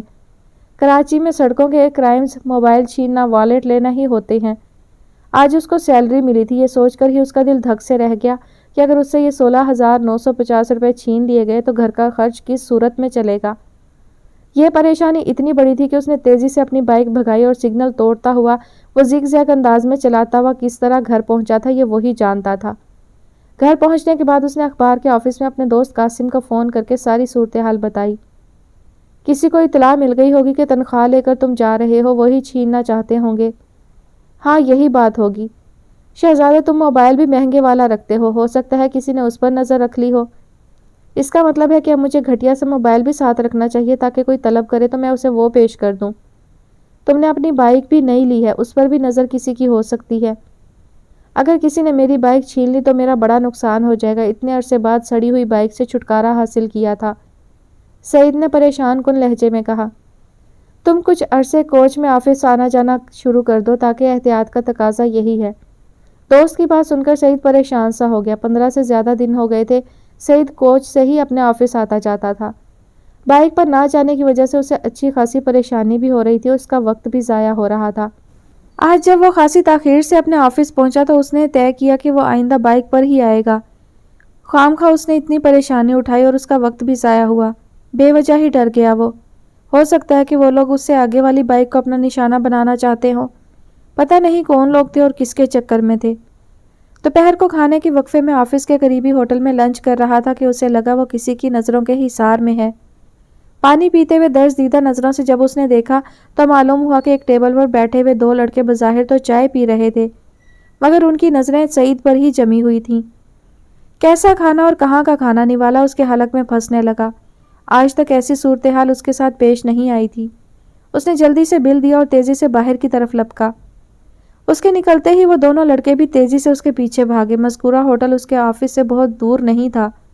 اکثر چہل قدمی کرتا ہوا یہاں آ جاتا تھا کیونکہ ہوٹل سستا تھا اور تازی دال بھی سستی مل جاتی تھی، اس لیے سعید یہاں آنے کو ترجیح دیتا تھا۔ مگر آج تو وہ جس تیزی سے بھاگ رہا تھا، راہ چلتے لوگ اسے حیرت سے دیکھ رہے تھے۔ اس سے پہلے کہ وہ اپنے آفس کے گیٹ میں داخل ہو جاتا، تیزی سے ایک گولی اس کے بازو کا گوشت پھاڑتی ہوئی باہر نکل گئی اور سعید وہیں گر پڑا۔ خون کا ایک فوارہ تھا جو اس کے بازو سے پھوٹا پڑ رہا تھا اور سعید کی آنکھوں تلے اندھیرا چھا رہا تھا۔ وہ دونوں لڑکے کون تھے؟ نہ انہوں نے اس سے اس کا موبائل چھینا اور نہ ہی والیٹ طلب کیا، بس اس کو زخمی کر کے چلتے بنے۔ اس بات کا مطلب کسی کو سمجھ نہیں آیا تھا، مگر سعید ہوش میں آنے کے بعد بخوبی سمجھ گیا تھا کہ یہ کارروائی عمیر نے کروائی ہے۔ سعید اسے جتنا سیدھا، ڈرپوک اور کم عمر سمجھ رہا تھا، وہ ایسا ہرگز نہیں تھا۔ اس نے یقیناً اپنے طور پر یہ معلوم کروا لیا ہوگا کہ سعید اخباری نمائندہ تو ضرور ہے، مگر رابعہ کا ہمدرد بھی ہے جو انٹرویو کا بہانہ بنا کے اسے دھمکی دینے آیا ہے۔ پٹی کروا کے جب وہ گھر آیا تو اس نے یہی بتایا کہ لڑکے اس کا موبائل چھیننا چاہتے تھے اور نہ دینے پر وہ گولی مارتے ہوئے نکل گئے۔ دے دیتا ان کو، تیری جان سے زیادہ تو نہیں تھا۔ ماں کی آنکھوں سے مسلسل آنسو بہہ رہے تھے۔ اگر گولی کہیں اور لگ جاتی تو، یہ سوچ کر ہی ان کا دل دہل رہا تھا۔ اصل صورتحال نہ وہ گھر والوں کو بتا سکتا تھا اور نہ ہی آفس میں کسی سے ڈسکس کر سکتا تھا۔ اجمل جب اسے دیکھنے آیا تو اس نے اپنے دل کی بات کہی۔ میرا بھی یہی خیال ہے۔ پھر کیا کریں؟ سعید خاصا پریشان ہو گیا تھا۔ تمہارے اخبار کے ایڈیٹر کس مزاج کے ہیں؟ اجمل نے پوچھا۔ بظاہر تو بہت اچھے ہیں، ہمدرد بھی ہیں، مگر کبھی واسطہ نہیں پڑا ہے، اس لیے کلی طور پر کچھ نہیں کہہ سکتا۔ اس سے قبل کہ وہ تم پر دوسرا حملہ کروائے تمہیں اپنے آفس کے کسی ایک فرد کو تو اعتماد میں لینا پڑے گا۔ ٹھیک ہے، میں آفس جا کر ان سے بات کرتا ہوں۔ ابھی آفس جانے کی ضرورت نہیں ہے، 2-4 روز آرام کر لو پھر جانا۔ ان دنوں عمیر تو ملک سے باہر ہے، میں نے اس کے گھر فون کر کے پوچھا تھا۔ فون ریسیو کرنے والے نے بغیر نام پوچھے مجھے یہ اطلاع دی تھی، ہو سکتا ہے کہ وہ ملازم وغیرہ ہو۔ اس نے یہ وقت اس لیے چنا ہوگا کہ تم اس کے بارے میں قیاس بھی نہ کر سکو۔ ہاں یقیناً یہی بات ہوگی، سعید کچھ سوچ کر بولا اور اجمل یہ صورتحال جان کر مزید پریشان سا ہو گیا۔ چھوٹے سے محلے میں جہاں مکان ایک دوسرے سے چپکے کھڑے ہوں، وہاں گولی لگنے کی خبر آگ بن کر پھیل گئی تھی۔ ہر کوئی سعید کی خیریت معلوم کرنے اس کے پاس آ رہا تھا۔ بابو جی بھی اس کو دیکھ کر آئے تو گھر آ کر کہا کہ اللہ نے سعید کو بال بال بچا دیا، موبائل چھیننے والوں نے اس پر گولی تک چلا دی۔ یہ سن کر رابعہ پریشان سی ہو گئی۔ اللہ سعید کو خیر و عافیت سے رکھے، اس نے تو اس کا بڑا ساتھ دیا تھا۔ وہ جانا تو ان کے گھر نہیں چاہتی تھی کہ باہر نکلنا اس نے موقوف کر دیا تھا، مگر یہ چوٹ اس کے محسن کو لگی تھی، اس لیے وہ سعید کی ماں کے پاس پہنچی۔ یہ بھی اتفاق ہی تھا کہ دروازہ سعید نے ہی کھولا تھا۔ آپ تو بیمار ہیں، چوٹ لگی ہوئی ہے، پھر بھی دروازہ کھولنے کی ذمہ داری اٹھا رکھی ہے، رابعہ نے مسکرا کر کہا تھا۔ گولی ہاتھ پر لگی ہے، پیر پر تھوڑی لگی ہے جو چلنا پھرنا بند کر دیتا۔ اب گھٹیا موبائل لے کر گھوما کرے تاکہ دیتے ہوئے تکلیف نہ ہو۔ ہاں اب ایسا ہی کروں گا، اللہ تعالیٰ آپ کو کلی صحت دے، اپنا حصار باندھ کر گھر سے نکلا کریں۔ صبح کے وقت ٹائم اتنا ہوتا ہے کہ اکثر چائے تک آفس جا کر پیتا ہوں، حصار کرنے کا وقت ہے میرے پاس؟ اللہ، بغیر ناشتے کے آپ آفس جاتے ہیں؟ اس نے حیرت سے کہا۔ ہاں، اکثر جاتا ہوں۔ اماں فجر پڑھ کر سو جاتی ہیں، بہنیں صبح ہی کالج چلی جاتی ہیں۔ اب میں اپنی سوئی ہوئی ماں کو جگا کر یہ تو نہیں کہہ سکتا کہ وہ میرے لیے ناشتہ بنائے۔ اب میں نماز کے بعد سویا ہی نہیں کروں گی، میرے بچے کا اتنا خون نکل گیا، سعید کی اماں تعصب سے بولیں۔ اماں، آج کل آپ مجھے اتنا ٹھسا رہی ہیں کہ مجھے لگتا ہے کہ جتنا میرا خون ضائع ہوا ہے اس سے زیادہ بن گیا ہوگا۔ اپنی شکل تو دیکھ کیسی ہلدی ہو رہی ہے۔ رابعہ کی نظر اچانک ہی اس پر پڑی۔ سعید نے بھی کھسیا کر ہنستے ہوئے اسے دیکھا۔ رابعہ کو لگا واقعی وہ بے حد کمزور سا ہو گیا ہے۔ اس کے چہرے پر پریشانی اور دکھ کے تاثرات مدغم سے ہو گئے۔ اتنی اچھی، بظاہر اتنی سمجھدار سی لڑکی کتنی آسانی سے بے وقوف بن گئی تھی، اور صرف اس کی وجہ سے مجھے یہ پریشانی اٹھانی پڑی۔ سعید کو سوچو کہ بھنور میں دیکھ کر وہ اس کی ماں کو خدا حافظ کہہ کر گھر آ گئی، اور سعید بہت دیر تک رابعہ کے بارے میں ہی سوچتا رہا کہ وہ عمیر کے جال میں کیوں الجھی۔ کاش ایسا نہ ہوا ہوتا۔ اس کا دل بار بار ایک ہی سوال اس سے کر رہا تھا۔ تنگ آ کر اس نے اخبار اٹھا لیا جس میں اسٹریٹ کرائمز کی خبریں بھری پڑی تھیں، اور جب اس نے کچھ جھجکتے ہوئے ساری روداد اپنے آفس انچارج کو سنائی تو انہوں نے پہلا جملہ اس سے یہی کہا کہ تمہیں اتنا نڈر ہیرو بننے کی کیا ضرورت تھی؟ سر، وہ میرے دوست کی سالی تھی اور پھر وہ ہمارے پڑوس میں رہتی تھی۔ میرا مطلب ہے کہ عمیر کو یہ بتانے کی کیا ضرورت تھی کہ اس کی تمام باتیں تم ٹیپ کر چکے ہو؟ کل کو وہ ٹیپ کے حصول کے لیے بھی تم پر کسی قسم کا دباؤ ڈال سکتا ہے۔ مگر وہ تو ڈر گیا تھا اور فوراً ہی اس نے اقرار تک کر لیا تھا۔ اصل بات تو ختم بھی ہو گئی تھی۔ سعید، میری یہ بات ہمیشہ یاد رکھنا کہ دشمن کو کبھی کمزور یا بے وقوف سمجھنے کی غلطی نہ کرنا۔ اب میں کیا کروں؟ گھر سے نکلتا ہوں تو ہر شخص مجھے دہشت گرد نظر آتا ہے، اور بعض دفعہ تو مجھے یوں لگتا ہے کہ میری نگرانی ہو رہی ہے۔ آج آفس آتے ہوئے میں اس طرح آیا ہوں جیسے جیل کے بس میں قیدی سر جھکائے بیٹھا کہیں جا رہا ہو۔ سعید واقعی بے حد ڈر سا گیا تھا۔ تم بے فکر رہو، میں چیف ایڈیٹر سے مشورہ کر کے ایسی نیوز لگواتا ہوں جس سے وہ تمہاری طرف سے بے نیاز ہو جائے۔ اور اگلے ہی دن اخبار میں 2 خبریں جگمگا رہی تھیں۔ اخبار کی کالم نگار رابعہ احمد کی شادی ہو گئی، ان کے شوہر پولیس کے محکمے میں اعلیٰ عہدے پر فائز ہیں۔ دوسری نیوز ایک سروے رپورٹ تھی جو سعید خان کے نام سے تھی، جس میں بتایا گیا تھا بڑے شہروں میں کیے گئے سروے کے مطابق گلوکار عمیر کا نمبر پسندیدگی کے مطابق نمبر 1 ہے۔ پھر سعید کے ذاتی ریمارکس بھی تھے کہ گلوکار عمیر بے حد اچھی شہرت رکھنے والے گلوکار ہیں، نیک کاموں میں حصہ لیتے ہیں، ایک بے حد اچھے شریف گھرانے سے تعلق رکھتے ہیں، پریس کا احترام کرتے ہیں اور سعید کے بھی پسندیدہ گلوکار ہیں۔ سر، آپ نے تو عمیر کے بارے میں ساری وہ خوبیاں لکھ دیں جو اس میں ہیں ہی نہیں۔ اگلے دن سعید نے کہا، شہزادے، اگر کسی کو اپنا بنانا چاہتے ہو تو اس میں وہ خوبیاں مزین کرو جو اس میں موجود نہ ہوں۔ اور پھر واقعی 2 دن بعد عمیر کا اس کے پاس فون آ گیا جس میں اس نے اس پر قاتلانہ حملے پر تشویش کا اظہار کیا تھا، اور اس کے ساتھ ساتھ اس سروے رپورٹ کا شکریہ بھی ادا کیا تھا جو اس نے بنائی تھی۔ عمیرہ بہت اچھے گلوکار ہیں اور بہت اچھے انسان بھی ہیں، اور میں اور میرا اخبار اچھے لوگوں کو مزید پروموٹ کرے گا۔ میں اپنے نئے کنسرٹ کی تصاویر آپ کو بھیجوں گا، ضرور بھیجیے گا، مجھے شائع کر کے خوشی ہوگی۔ اور یوں سعید کے سر سے ایک انجانا سا بوجھ اتر گیا۔ وہ جو نہ چاہتے ہوئے کسی پریشانی کے شکنجے میں گرفتار ہونے والا تھا، اپنے ایڈیٹر کی حاضر دماغی کے باعث اس سے باہر نکل آیا۔ مگر رابعہ اخبار میں اپنی شادی کی خبر پڑھ کر چڑ سی گئی۔ اجمل سے سعید کا فون نمبر لے کر غصے سے بولی، سعید بھائی، میں نے تو باہر جانا ہی مکمل بند کر رکھا ہے کہ اب لوگوں کی محفلوں تک سے خوف آتا ہے، مگر آپ نے اس میں میری شادی کی نیوز لگا دی، وہ بھی میرے اصلی نام کے ساتھ۔ مگر وہ تو ہم نے اپنی کالم نگار رابعہ کی شادی کی لگائی ہے۔ آپ کے نام سے وہ مضامین ضرور شائع ہوتے تھے مگر وہ آپ نے لکھے تو نہیں تھے۔ مگر نام تو میرا ہی تھا نا، رابعہ احمد تو میں ہی ہوں نا۔ اس خوش فہمی میں مت رہیے، صرف اس شہر میں اس نام کی سینکڑوں نہیں بلکہ ہزاروں ہوں گی۔ میری سہیلیاں تو سمجھیں گی کہ میری شادی ہو گئی۔ واقعی بڑی کم عقل ہو، سعید نے زچ ہو کر بے اختیار کہا۔ کیا مطلب؟ وہ روحانسی سی ہو گئی۔ ہم نے یہ نیوز عمیر کو دکھانے کے لیے لگائی ہے کہ اب رابعہ کی شادی پولیس آفیسر سے ہو گئی ہے۔ اس کا مطلب یہ ہے کہ وہ کبھی غلطی سے بھی تمہاری جانب مڑ کر نہ دیکھے، اور ظاہر ہے کہ جب تمہاری پولیس آفیسر سے شادی ہوئی ہی نہیں تو وہ تم نہیں ہو۔ وہ قدرے درستی سے اسے سمجھاتے ہوئے بولا۔ اس کا مطلب ہے کہ اخبار کے وہ مضامین جو میرے نام سے شائع ہوتے تھے وہ میں اٹھا کر باہر پھینک دوں کہ وہ تو میں ہوں ہی نہیں؟ وہ معصوم سے لہجے میں بولی۔ ہاں، آگ لگا دو۔ اس کی بات سن کر وہ چڑ ہی تو گیا تھا، بجائے اس کے کہ وہ اس کی بات سمجھتی الٹا انٹ شنٹ بولے جا رہی تھی۔ آپ تو ناراض ہو گئے، وہ اس کے لہجے سے سمجھتے ہوئے بولی۔ تو کیا آپ کی بے وقوفی کی باتیں سن کر مجھے کہے لگانے چاہیے؟ بے وقوف تو میں ہوں کہ پاتال تک جا گری تھی، میرا مطلب یہ نہیں ہے۔ وہ اس کی بات سمجھ کر گھبرا سا گیا۔ اس کی کبھی یہ خواہش نہیں رہی تھی کہ رابعہ کو اپنے سامنے شرمندہ کرے، مگر اس وقت نہ جانے کیوں وہ اپنے غصے پر قابو نہ پا سکا۔ اگر میں سچ بات بتاؤں تو کیا آپ یقین کر لیں گی؟ ہاں کہیے، وہ پریشان سے لہجے میں بولی۔ کسی سے کہیں گی تو نہیں؟ نہیں، پلیز بتائیے نا۔ مجھ پر گولی عمیر نے چلائی تھی، یہ موبائل چھیننے کی واردات بنا کر نیوز لگوائی تھی۔ میں نہیں چاہتا تھا کہ عمیر کو یہ بات معلوم ہو کہ میں اس کے ارادے بھانپ چکا ہوں۔ سعید، آپ پر بھی میری وجہ سے مصیبت آ گئی؟ نہیں، اس میں آپ کا کوئی دوش نہیں ہے۔ اخبار میں کام کرنے والے لوگوں کی جان سولی پر لٹکی رہتی ہے۔ اللہ آپ کو ہمیشہ اپنے حفظ و امان میں رکھے، میری زندگی بھی آپ کو لگ جائے۔ یہ کہہ کر اس نے فون بند کر دیا۔ یہ تو ایسے مجھے دعا دے رہی ہے جیسے میری زندگی میں اس کی بے حد اہمیت ہو، سعید نے یک بارگی سوچا۔ ایک آبرو باختہ لڑکی سے میرا کیا سروکار، مگر وہ بے حد معصوم بھی ہے اور بے وقوف بھی، پھر بھی پاگل تو نہیں ہے۔ ایک اس کی چھوٹی بہن بھی تو تھی جس نے والدین کی عزت کی خاطر بہن کے منگیتر سے چپ چاپ شادی کر لی۔ اس کا ذہن مختلف خیالات کے جھولوں میں ڈول رہا تھا۔ تنگ آ کر اس نے ٹی وی کھول لیا۔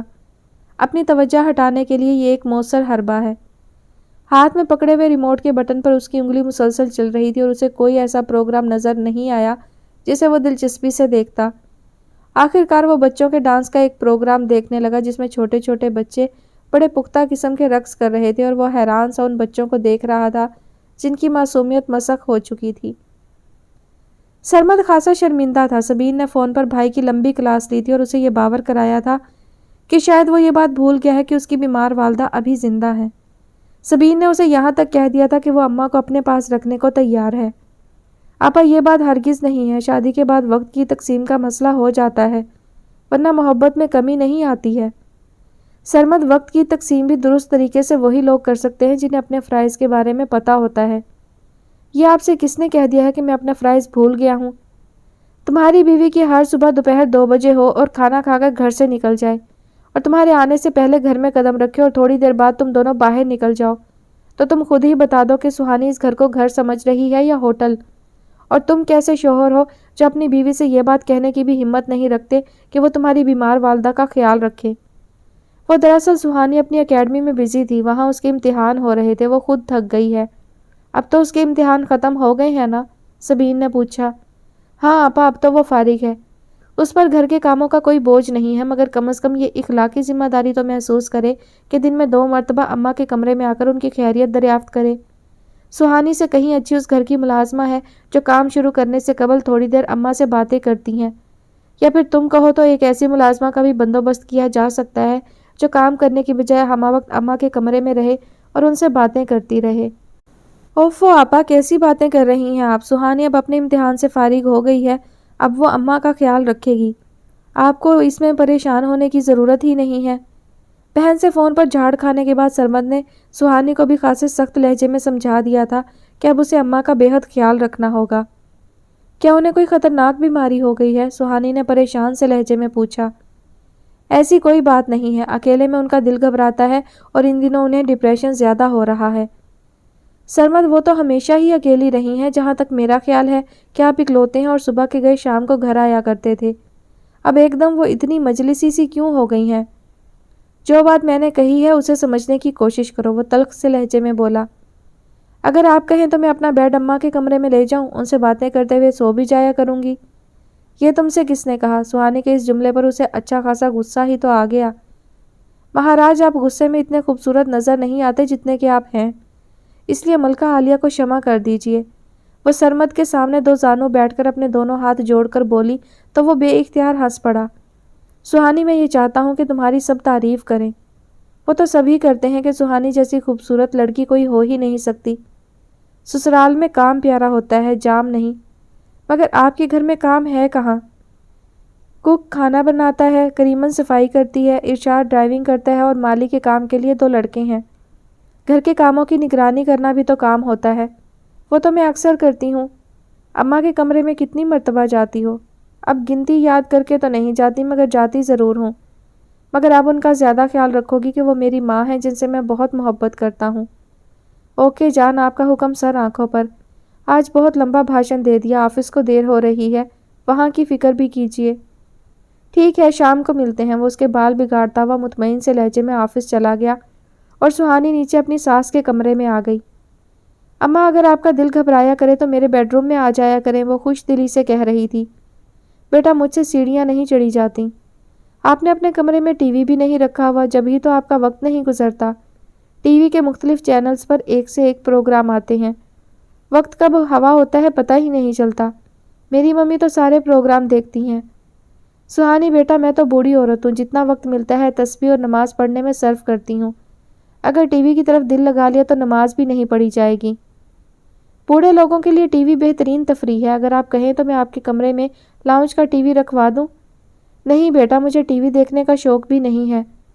تو پھر آپ کا وقت کیسے گزرے گا؟ وہ پریشان سی ہو کر بولی۔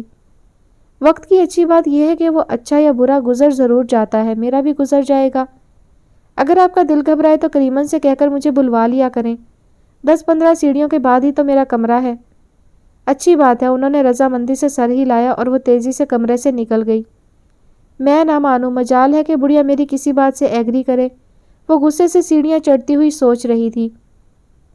آج پورے 7 منٹ اس نے اپنی ساس کے کمرے میں گزارے تھے اور ساس کے لیے یہ کوٹا بہت تھا۔ شام کو جب سرمد آفس سے آئے تو ان کی گاڑی کا ہارن سنتے ہی سہانی اماں کے کمرے میں پہنچ چکی تھی۔ السلام علیکم اماں۔ وہ سیدھے ماں کے پاس ہی آئے تھے۔ ارے آج آپ بہت جلدی آ گئے، وہ انہیں حیران سی نظروں سے دیکھتے ہوئے بولی۔ اماں آج آپ کو سہانی نے بور تو نہیں کیا؟ سرمد کا لہجہ شگفتگی لیے ہوئے تھا، ماں کے کمرے میں اسے دیکھ کر اسے سرشاری سی ہوئی تھی۔ نہیں بیٹا، اماں معصومیت سے کہہ رہی تھی۔ چلو بھائی اب ہماری ڈیوٹی بھی نبھا دو، کون سے کپڑے پہنوں گا وہ نکال کر دو۔ سرمد اس کو لاڈ بھری نظروں سے دیکھتے ہوئے چلنے کا اشارہ کرتے ہوئے بولا اور سہانی اس کے اشارے پر تیزی سے سیڑھیاں پھلانگتی اوپر چڑھ رہی تھی۔ سرمد بابو کیا بھول گئے ہیں کہ میں ان کے کپڑے پریس کر کے روزانہ ڈریسنگ روم میں ہینگر پر لگا کر رکھتی ہوں؟ کریمن نے ٹی وی لاؤنج میں کام کرتے ہوئے ان دونوں کی باتیں سن لی تھیں۔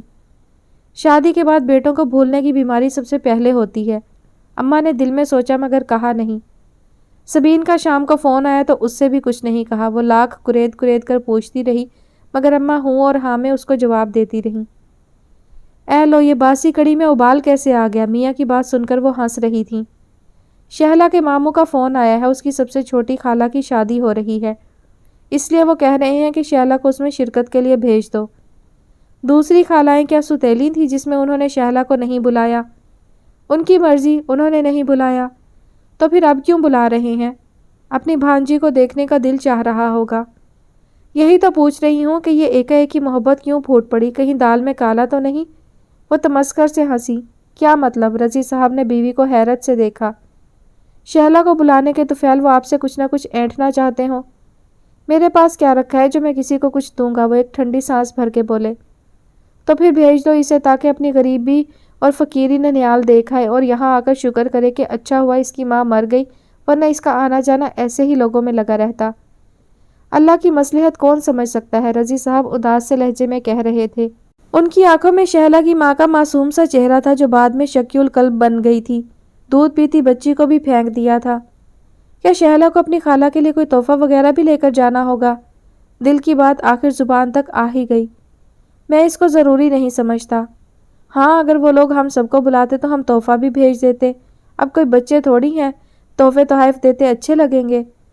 ہاں تم ٹھیک کہہ رہی ہو، میں تو ہر بات ہی ٹھیک کہتی ہوں، اس لیے چاہتی ہوں کہ شیلا 2-4 اچھے قسم کے جوڑے لے کر جائے تاکہ وہاں کے لوگوں کی آنکھیں پھٹیں کہ سوتیلی ماں نے اسے کس طرح پالا ہے۔ تمہاری ذہانت کی میں واقعی داد دیتا ہوں۔ رضی صاحب اپنے تئیں اپنی بیوی کو چڑھا رہے تھے۔ میں کل کسی اچھے سے بوتیک سے شیلا کو سوٹ دلوا کر لاتی ہوں، وہ زام بھرے لہجے میں بولی۔ پیسے ہیں تمہارے پاس؟ ہاں ہیں، شہلا اپنی ٹیوشن کے پیسے بھی مجھے ہی تو دیتی ہے، یک بارگی ان کے منہ سے نکلا۔ بات کہنے کے بعد انہیں تعصب بھی ہوا کہ یہ بات کوئی کہنے والی تو نہیں تھی مگر بات تو گولی ہوتی ہے، تیزی سے نکلتی ہے، اور بات کی اس گولی نے رضی صاحب کا سینہ پھاڑ دیا تھا۔ رضی صاحب اپنی بیگم کو تعصب سے دیکھ رہے تھے۔ شہلا کے ٹیوشن کے پیسے تو تمہیں نہیں لینے چاہیے، بچیوں کی بہت سی ضرورتیں ہوتی ہیں، اور پھر وہ جاب کر رہی ہے، کسی کو لینا دینا بھی ہوتا ہوگا اپنے سٹاف میں، اور تم اس کے سارے پیسے ہتھیا کر بیٹھ جاتی ہو۔ खर्च भी तो उसी पर करूंगी, अपने ऊपर तो नहीं लगा रही। अभी सरमद को ऑफिस गए आधा घंटा भी नहीं हुआ था। वो दिखावे के 5 मिनट सास के पास गुजार कर अपने कमरे में आ गई थी। अभी वो ये सोच ही रही थी कि खूब लंबी नींद ली जाए या ब्यूटी पार्लर से जाकर अपना अच्छा सा फेशियल करवाया जाए कि उसके मोबाइल की नन्ही सी स्क्रीन पर शादाब बेगम का नंबर चमका। जी मम्मी, वो मोबाइल कान से लगाए चहकते हुए लहजे में पूछ रही थी। मुबारक हो, तुम फुफ्फो बन गई, सिकंदर के यहाँ बेटा हुआ है। मुबारक हो मम्मी, कब हुआ बच्चा? उसका लहजा इश्तियाक भरा था। अभी अभी नादिया की माँ का फ़ोन आया है, सिकंदर भी वहीं अस्पताल में है और मैं भी बच्चे को देखने जा रही हूँ। मुझे भी साथ लेती हुए चलिए ना। ठीक है, तुम तैयार रहो, मैं 10 मिनट में तुम्हारी तरफ पहुँच रही हूँ। और जब वो बर्क रफ्तारी से तैयार होकर नीचे आई तो अम्मा टीवी लाउंज में बैठी हुई कुक को हिदायत दे रही थी। तुम तो कह रही थी आज मसाले वाली बिरयानी खाने को दिल चाह रहा है, अब तुम कहाँ चल दी? भतीजा हुआ है, उसको देखने जा रही हूँ, बिरयानी आकर खा लूँगी। अच्छा, मेरी तरफ से भी तुम अपनी माँ को मुबारकबाद देना। हाँ हाँ, क्यों नहीं। गाड़ी का हॉर्न सुनकर वो तेज़ी से बाहर निकल गई। मुझे नहीं लगता भाभी जी छेती वापस आएंगी, करीमन चावल चुनते हुए बोली। तुमसे किसने कहा है कि किसी के आने जाने पर तबसरा करो? अम्मा बुरा मानते हुए बोली। मैं तो एक बात कह रही थी, भाभी जी दी आदतां किसनों नहीं पता। करीमन का ख्याल दुरुस्त ही था। अस्पताल से बच्चा देखने के बाद वो माँ के साथ अपने मैके ही आ गई थी और शाम को चहकते हुए लहजे में फ़ोन पर सरमद को इतला दी थी कि मेरा भतीजा हुआ है, उसको देखने जाना है। आप शादाब हाउस आ जाए, मैं यहाँ पहुँच गई हूँ। सरमद जब उसके पास आया तो वो बड़ा सा बुके लिए तैयार खड़ी थी। अस्पताल में वो रात गए तक रहे और जब वो घर पहुंचे तो अम्मा सो चुकी थी और कुकमैन उनका खाना उनके कमरे में पहुंचाकर अपने क्वार्टर में चला गया। बहुत देर लग गई अस्पताल में। सरमद को तासुब सा हो रहा था। अल्लाह ने इतने बरसों बाद शादाब हाउस का वारिस दिया है। अजीज़ों का अरब का रश तो लगना ही था और हम लोग उन सबसे पहले किस तरह आ सकते थे। उसकी तावील वाकई मजबूत थी। हाँ ये तो है, वो उसकी बात की तायद में सर हिलाते हुए मुस्कुराकर बोला। चंद लम्हे पहले का तासुफ हवा हो गया था। बात कहीं से भी शुरू होती वो उसको शैला की ननिहाल तक ले जाने लगी थी और ऐसा उस वक्त से हुआ था जब रजी साहब ने शैला को लाहौर भेजने का कहा था। शैला तुम्हें अपनी माँ ही समझती है, ननिहाल से घूम कर आने दो, फिर नहीं समझेगी। तुम्हारी मोहब्बत की ताकत होगी तो ज़रूर समझेगी। अरे छोड़िए, आजकल के बच्चों को अपना कलेजा निकाल कर भी खिला दो तब भी माँ की अजमत को नहीं पहुँच सकते। हाँ ये तो है। शैला को पाला तो मैंने ही है, कौन से काम थे जो मैंने उसके नहीं किए थे?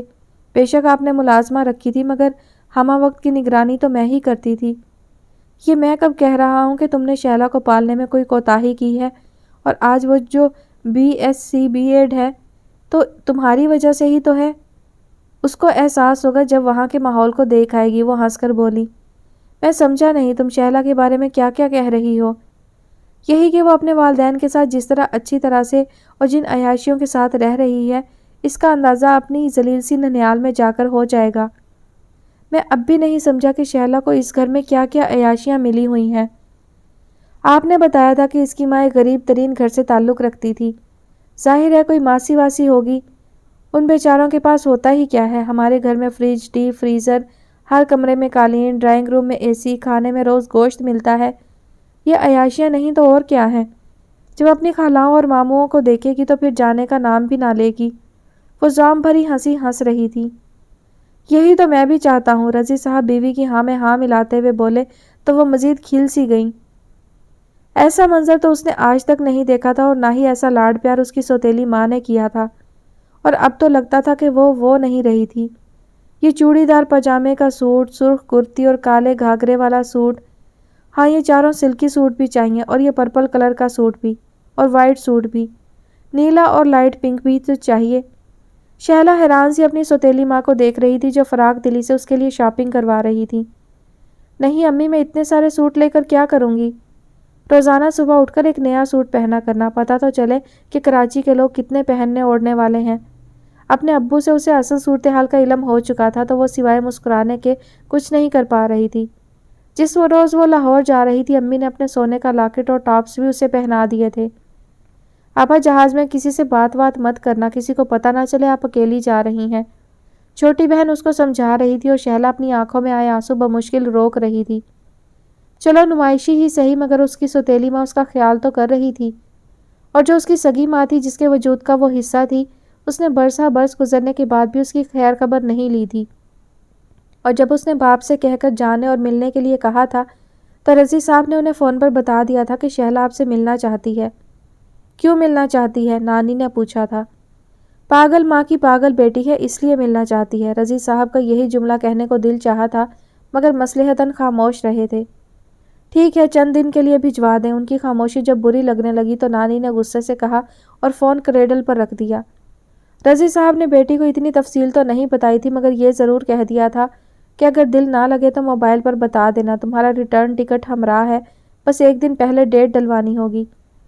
ارے پاگل، تم رو کیوں رہی ہو؟ ماں نے ہنس کر پوچھا۔ امی، آپ یاد آئیں گی، آپ سے کبھی جدا تو نہیں ہوئی میں۔ شہلا کی یہ بات سن کر وہ آپ دیدہ سی ہو گئی، کھینچ کر اسے گلے لگایا اور مسکرا کر کہا، ارے بیٹا، چند دن کے لیے تو جا رہی ہو، کوئی ہمیشہ کے لیے تھوڑی جا رہی ہو۔ اللہ نہ کرے، اس کے منہ سے بے ساختہ نکلا، اور رضی صاحب نے اپنے ہونٹ اپنے دانتوں سے کچل ڈالے۔ جس گھر سے انہیں کوئی خوشی نہیں ملی تھی، آج ان کی بیٹی اس گھر میں جا رہی تھی۔ پتہ نہیں اس کا وہاں سواگت کیسا ہوتا ہے۔ یہ بات ان کے دل کو مسوس سے چلی جا رہی تھی۔ ایئرپورٹ پر اس کے ایک ماموں لینے آئے تھے، وہ ان کو تو پہچان بھی نہ پاتی اگر ان کے ساتھ کھڑا ملازم شہلا رضی کا کارڈ لے کر نہ کھڑا ہوتا۔ آؤ شہلا، میں حفیظ احمد ہوں، انہوں نے اسے اپنے پاس آتے دیکھ کر کہا۔ آپ حفیظ ماموں ہیں؟ یک بارگی اس کے منہ سے نکلا۔ ہاں، حفیظ ماموں۔ ان کے لبوں پر مسکراہٹ پھیل گئی۔ اس کے ہاتھ کا بیگ ملازم نے اپنے ہاتھ میں لے لیا۔ ایئرپورٹ کا کاریڈور خاموشی میں طے ہوا۔ اس کا بہت دل چاہا کہ وہ ماموں سے پوچھے کہ اس کی ماں اسے لینے کے لیے کیوں نہیں آئی ہیں۔ سلمہ باجی کی طبیعت ٹھیک نہیں تھی ورنہ وہ خود ایئرپورٹ آتی۔ اسے اپنے ساتھ یوں گمسم چلتا دیکھ کر حفیظ ماموں نے اس کی طرف دیکھتے ہوئے کہا، کیا ہوا امی کو؟ شہلا نے پریشان سے لہجے میں پوچھا۔ آج صبح سے انہیں ڈپریشن سا ہو رہا تھا، میں نے کہا باجی آپ گھر پر آرام کریں، شہلا کو میں لے آؤں گا۔ شہلا نے ماموں کی بات کا کوئی جواب نہیں دیا مگر ان کی یہ بات اس کے ذہن میں چبھ سی گئی کہ کہیں اس کی آمد ان کو ناگوار تو نہیں گزری، کہیں ایسا تو نہیں کہ میرے آنے کی وجہ سے انہیں ڈپریشن ہو گیا ہو، کیا میں نے یہاں آ کر غلطی کی؟ شہلا بیٹھو نا ماموں بڑی سی کار کا دروازہ کھولے کھڑے تھے اور وہ اپنی سوچوں کے بھنور میں گرفتار تھی۔ وہ چونک کر جلدی سے گاڑی میں بیٹھ گئی۔ کشادہ سڑکوں پر دوڑتی ہوئی گاڑی اس کے اور اس کی ماں کے مابین فاصلے کم کر رہی تھی اور اسے ایک عجیب سی گھبراہٹ ہو رہی تھی۔ پتہ نہیں وہ مجھے دیکھ کر کیا کہیں گی؟ اگر انہوں نے کہہ دیا کہ میں تم سے ملنا نہیں چاہتی، تم یہاں سے دفع ہو جاؤ، تو میں کیا کروں گی؟ کراچی میں گھر سب کتنا مذاق اڑائیں گے؟ اس کا دماغ مختلف سوچوں کا شکار ہو رہا تھا۔ پتہ نہیں میں یہاں کیوں آ گئی؟ اچھی خاصی میری زندگی گزر رہی تھی، خواہ کی پریشانیاں میں نے خود مول لے لی۔ وہ ماں جس نے 25 سال تک اپنی بیٹی کے بارے میں پلٹ کر پوچھا ہی نہ ہو، اس کے پاس میں کیوں جا رہی ہوں؟ گاڑی ایک جھٹکے سے ایک شاندار کوٹھی کے پورچ میں رکی۔ وہ سہمی ہوئی سی اتری۔ حفیظ ماموں اس کو دیکھے بغیر ایک راہداری طے کرتے ہوئے ایک بڑے سے کمرے میں رک گئے۔ ان کی تقلید کرتے ہوئے وہ بھی ان کے پیچھے کھڑی تھی۔ عصر کے بعد کا وقت تھا، اس بڑے سے لاؤنج میں بہت سے لوگ چائے پی رہے تھے۔ وہ کون لوگ تھے وہ ان کے بارے میں کچھ نہیں جانتی تھی۔ ایک 50 کے قریب کی خاتون جو بے انتہا خوبصورت تھی، وہ اس کے قریب آتے ہوئے بولی، راستے میں کسی قسم کی تکلیف تو نہیں ہوئی؟ عام سا لہجہ مگر اس کے لیے بے حد خاص تھا۔ ماں کی آواز آج پہلی مرتبہ سن رہی تھی۔ اپنی جنم دینے والی ماں کو وہ پہلی مرتبہ دیکھ رہی تھی۔ اس کے ہاتھ پیر سنسنانے لگے۔ اس کا دل چاہا کہ وہ انہیں اپنے گلے سے لگا لے۔ پتہ نہیں کون کون اس لاؤنج میں بیٹھا اس کو ایسی حیرت سے دیکھ رہا تھا جیسے وہ کوئی عجوبہ ہو۔ آنکھیں بند کر لینے کا ایک فائدہ ہوتا ہے کہ سارا منظر غائب ہو جاتا ہے۔ یہ سوچ کر اس نے آنکھیں بند کر کے اپنے بازو بڑھائے اور بے اختیار اپنی ماں کے گلے لگ گئی۔ ارے میرا بچہ مجھے اتنا یاد کرتا رہا، یہ تو مجھے پتہ ہی نہیں چلا۔ وہ اس کا آنسو بھرا چہرہ اپنے دونوں ہاتھوں میں تھام کر پیار سے بولی، امی کیا میں آپ کو کبھی یاد نہیں آئی؟ اس نے پوچھا۔ آئی تھی۔ ان کا چہرہ یکدم درست سا ہو گیا۔ اسے ایسا لگا جیسے اس کی یاد کے ساتھ انہیں بہت سی تکالیف یاد آ گئی ہوں۔ ارے آؤ پہلے چائے تو پی لو، جب سے آئی ہو یوں ہی کھڑی ہو۔ وہ اس کو اپنے ساتھ لیے ہوئے ڈائننگ ٹیبل تک آ گئی۔ ماما پہلے آپ ان سے ہمارا تعارف تو کرا دیں، ٹیبل پر بیٹھی ہوئی ایک شوخ و چنچل سی لڑکی نے کہا۔ ارے ہاں یہ تو بہت ضروری ہے، ہاں بھائی، شہلا میری سب سے بڑی بیٹی ہے۔ یہ اور بات ہے کہ قدرت نے اس کو ہمیشہ مجھ سے دور رکھا۔ اس کا دل چاہا کہ ان کی بات کاٹ کر کہے کہ چھوٹی سی بچی آپ نے خود پھینکی تھی، کسی نے آپ سے مانگی تو نہیں تھی نا، مگر وہ چپ چاپ انہیں بولتے ہوئے دیکھ رہی تھی۔ شہلا یہ آپ کی چھوٹی بہن ہے لیلا، اور یہ دونوں بھائی ہیں اسد اور فہد، اور یہ تمہارے کزنز ہیں فراز، نوید اور حسیب۔ یہ تمہارے بڑے ماموں کے لڑکے ہیں اور یہ پنکی تمہاری آنٹی ارم کی بیٹی ہے، ان دنوں میڈیکل میں ہے۔ اس کا کس کے ساتھ کیا رشتہ ہے اس کی سمجھ میں کچھ نہیں آ رہا تھا۔ سب کی مسکراتی آنکھیں دیکھ کر اسے یوں لگ رہا تھا وہ سب اس کو دلچسپی سے دیکھ رہے تھے۔ اور یہ ہیں تمہاری نانی امی۔ اس نے ایک عمر رسیدہ مگر الٹرا ماڈرن خاتون کو دیکھا جن کے بال کٹے ہوئے تھے اور جو سلیو لیس بلاؤز اور ساڑی میں ملبوس اسے بڑی گہری نظروں سے دیکھ رہی تھی۔ نانی اماں آداب، وہ جھک کر ان کے پاس پڑھی۔ اوکے اٹس آل رائٹ، وہ اس کو دیکھتے ہوئے بولی۔ نانی اماں، فرزانہ اور نوید نے شوخی سے کہتے ہوئے انہیں دیکھا جیسے یہ لفظ سن کر انہیں عجیب سا لگا ہو۔ اپنے اپنے انداز ہوتے ہیں رشتوں کو پکارنے کے، نانی اپنے نواسی نواسوں اور پوتوں سے انگریزی میں کہہ رہی تھی۔ واقعی کلاس کا بہت زیادہ فرق تھا، یہ امی بھی پاپا سے غلط ہی ٹکرائی تھی۔ اس نے ایک نظر اپنی کزنز کو دیکھا جو جینز پر چھوٹی سی کرتی پہنے ہوئے تھیں اور دوپٹے سے بے نیاز تھیں۔ وہ گلابی سلک کے سوٹ پر شفون کا دوپٹہ لیے ہوئے تھی جس پر فیروزی چھوٹے چھوٹے سے پھول کڑے ہوئے تھے۔ سانولی سلونی سی شیلا اپنی ماں سے بالکل بھی مشابہ نہیں تھی، مگر اس کی نانی کا یہ جملہ اس کے دل کو ترازو کر گیا جب انہوں نے کہا، سلمہ یہ شیلا تو تمہاری بیٹی بالکل بھی نہیں لگتی، یہ پہلے دن سے اپنے باپ کی کاپی ہے۔ یہ تو نہ کہو، یہ تو بہت بدصورت ہوتی تھی، ایک دم کالی سیاہ اور واجبی سے نکوش کی، اب تو بہت اچھی ہو گئی ہے۔ نانی کا لہجہ اسے چونکا سا گیا۔ شاید اسی لیے میری ددیال میں دھکیل دیا گیا تھا، اس نے سوچا۔ نہیں ممی، شہلا میں جو کشش ہے وہ اس کی خوبصورتی کو بڑھا رہی ہے، اور کشش اس میں شروع سے ہی تھی۔ میں نے رانی مکھرجی، روینہ ٹنڈن کو ممبئی میں حقیقت میں دیکھا ہے، کالی سیاہ لڑکیاں ہیں، پتہ نہیں میک اپ اور کیمرہ انہیں کیسے خوبصورت بنا دیتا ہے کہ حیرت ہوتی ہے۔ اب نانی اپنے ممبئی ٹور کا ذکر کر رہی تھی جس میں وہاں کے بہت سے فلمی ستاروں سے بھی ملی تھی۔ شہلا کو ان کی کسی بات سے دلچسپی محسوس نہیں ہو رہی تھی، اس لیے وہ قدرے رخ موڑ کر اپنی ماں کے قریب بیٹھ گئی۔ آپ کو لاہور کیسا لگا؟ اس کی بہن اس سے پوچھ رہی تھی۔ ابھی تو کچھ دیکھا ہی نہیں ہے، پہلے سے کیا کہوں۔ اچھا میں کیسی لگی آپ کو؟ بے حد پیاری، آپ بھی بہت اچھی ہیں، اس نے ہاتھ بڑھاتے ہوئے کہا اور اس نے ہاتھ تھام کر اپنی آنکھوں سے لگا لیا اور دو موٹے موٹے آنسو اس کے ہاتھ پر گرے۔ ارے آپی آپ رو کیوں رہی ہیں؟ وہ اس کے پاس آ کر محبت بھرے لہجے میں بولی۔ یہ خوشی کے آنسو ہیں کہ اتنے برسوں بعد میں اپنی بہنوں کو دیکھ رہی ہوں۔ لیلا تم شہلا کو ان کے کمرے میں لے جاؤ تاکہ کچھ دیر آرام کر کے یہ فریش ہو جائے۔ نانی کو شاید اس کا یوں ٹچی ہونا پسند نہیں آیا تھا، وہ اس کو وہاں سے ہٹا کر اپنی پرائیویسی قائم رکھنا چاہتی تھی۔ رات کو جب اس کے موبائل پر اس کے پاپا کا فون آیا تو اس نے چہکتے ہوئے لہجے میں انہیں یہی بتایا۔ پاپا ممی بے حد اچھی ہیں، سب نے بے حد پیار سے میرا استقبال کیا اور مجھے یہاں بے حد مزہ آ رہا ہے۔ ٹھیک ہے بیٹا، خوش رہو، جب آنے کو دل چاہے چلی آؤ۔ ٹھیک ہے پاپا۔ باپ کو اطمینان دلانے کے بعد اس کی آنکھوں میں آنسو بھر آئے اور وہ خوب پھوٹ پھوٹ کر روئی۔ کاش میری یہ ماما اور پاپا ساتھ ساتھ رہتے ہوتے تو میں سگے اور ستیلے رشتوں کے مابین سینڈوچ تو نہ بنتی۔ ظفر اپنی امی کے ساتھ شاداب ہاؤس آیا ہوا تھا۔ شاداب خالہ نے اپنے تمام عزیز و اقارب میں مٹھائی کے ڈبے بانٹے تھے، اسی لیے وہ لوگ مبارکباد دینے کے لیے آئے تھے۔ ہمارا تو یہ خیال تھا کہ نادیہ اور بچہ یہیں ہوگا، ظفر کی امی نے کہا۔ ہمارا بھی یہی خیال تھا، مگر نادیہ کی امی کا ارمان تھا کہ وہ اپنے نواسے کے ساتھ زیادہ سے زیادہ وقت گزاریں، اس لیے ان کی خوشنودی کے لیے ہم نے نادیہ کو اس کے میکے بھجوا دیا تھا۔ ابھی یہ لوگ باتیں ہی کر رہے تھے کہ سہانی بھی آ گئی۔ ملازم اس کے پیچھے جتنا بڑا بیگ اٹھا کر لایا تھا اس سے یہی لگ رہا تھا کہ وہ رہنے کے لیے آئی ہے۔ اچھا ہوا تم سے بھی ملاقات ہو گئی، ظفر نے اس کو دیکھ کر خوش دلی سے کہا۔ سرمد کل رات اپنے آفس کے کام سے 15 دن کے لیے لندن گئے ہیں، میں نے سوچا کیوں نہ یہ وقت ممی کے ساتھ گزارا جائے۔ ہے تم اپنی ساس کو اکیلا چھوڑ آئیں؟ ظفر کی امی بے اختیار کہہ بیٹھی۔ آنٹی جب میری شادی نہیں ہوئی تھی اس وقت بھی سرمد باہر جایا کرتے تھے اور ان کی اماں اکیلی ہی رہا کرتی تھی۔ جن گھروں میں نوکر چاکر ہوں وہاں کام کا کوئی مسئلہ نہیں ہوتا۔ شاداب خالہ کا لہجہ نخوت بھرا تھا۔ پھر بھی گھر کے لوگوں کی تقویت علیحدہ ہوتی ہے۔ ظفر کے اشارے کے باوجود ان کی امی بولے بغیر باز نہیں رہی۔ آپ کس دور کی باتیں کر رہی ہیں؟ آج کل ہر شخص اپنا ہی خیال رکھ لے تو بہت ہے، یوں بھی یہ کسی کتاب میں نہیں لکھا کہ ساس کی خاطر اپنے آپ کو فنا کر دو۔ شاداب خالہ کے لہجے میں تلخیاں سی گھل گئی تھی۔ ظفر اور ان کی ماں کو آئے ہوئے ابھی آدھا گھنٹہ بھی نہیں ہوا تھا، مگر شاداب خالہ بار بار گھڑی کو اس طرح دیکھ رہی تھی جیسے ان کے لیے وقت گزارنا مشکل ہو رہا ہو۔ ملازم ناشتے کی ٹرالی رکھ کر چلا گیا تھا، مگر کوئی مہمانوں سے یہ نہیں کہہ رہا تھا کہ آپ کچھ لے لیں۔ ظفر نے از خود ٹرالی سے گلاب جامن اٹھا کر کھانا شروع کر دیا۔ تھوڑی دیر کے بعد سہانی کو ماحول کے ناگوار پن کا احساس ہوا تو وہ اپنے کمرے میں جاتے ہوئے بولی، اس وقت میں کچھ دیر آرام کروں گی۔ شاداب خالہ کا بس نہیں چل رہا تھا کہ ان دونوں کو گھر سے جانے کا کہہ کر وہ خود بھی اندر کمرے میں چلی جائیں، مگر اچانک ہی خالو اندر داخل ہو گئے۔ ارے بھائی، یہ کباب ٹھنڈے ہونے کے بعد آپ لوگ کھائیں گے، اور یہ رول اور سموسے تو ابھی رشید نے بنائے ہیں، گرما گرم کا مزہ علیحدہ ہی ہوتا ہے۔ تب ظفر اور امی نے برائے نام ٹرالی سے کچھ لیا، مگر شاداب خالہ ہنوز منہ بنائے بیٹھی رہیں۔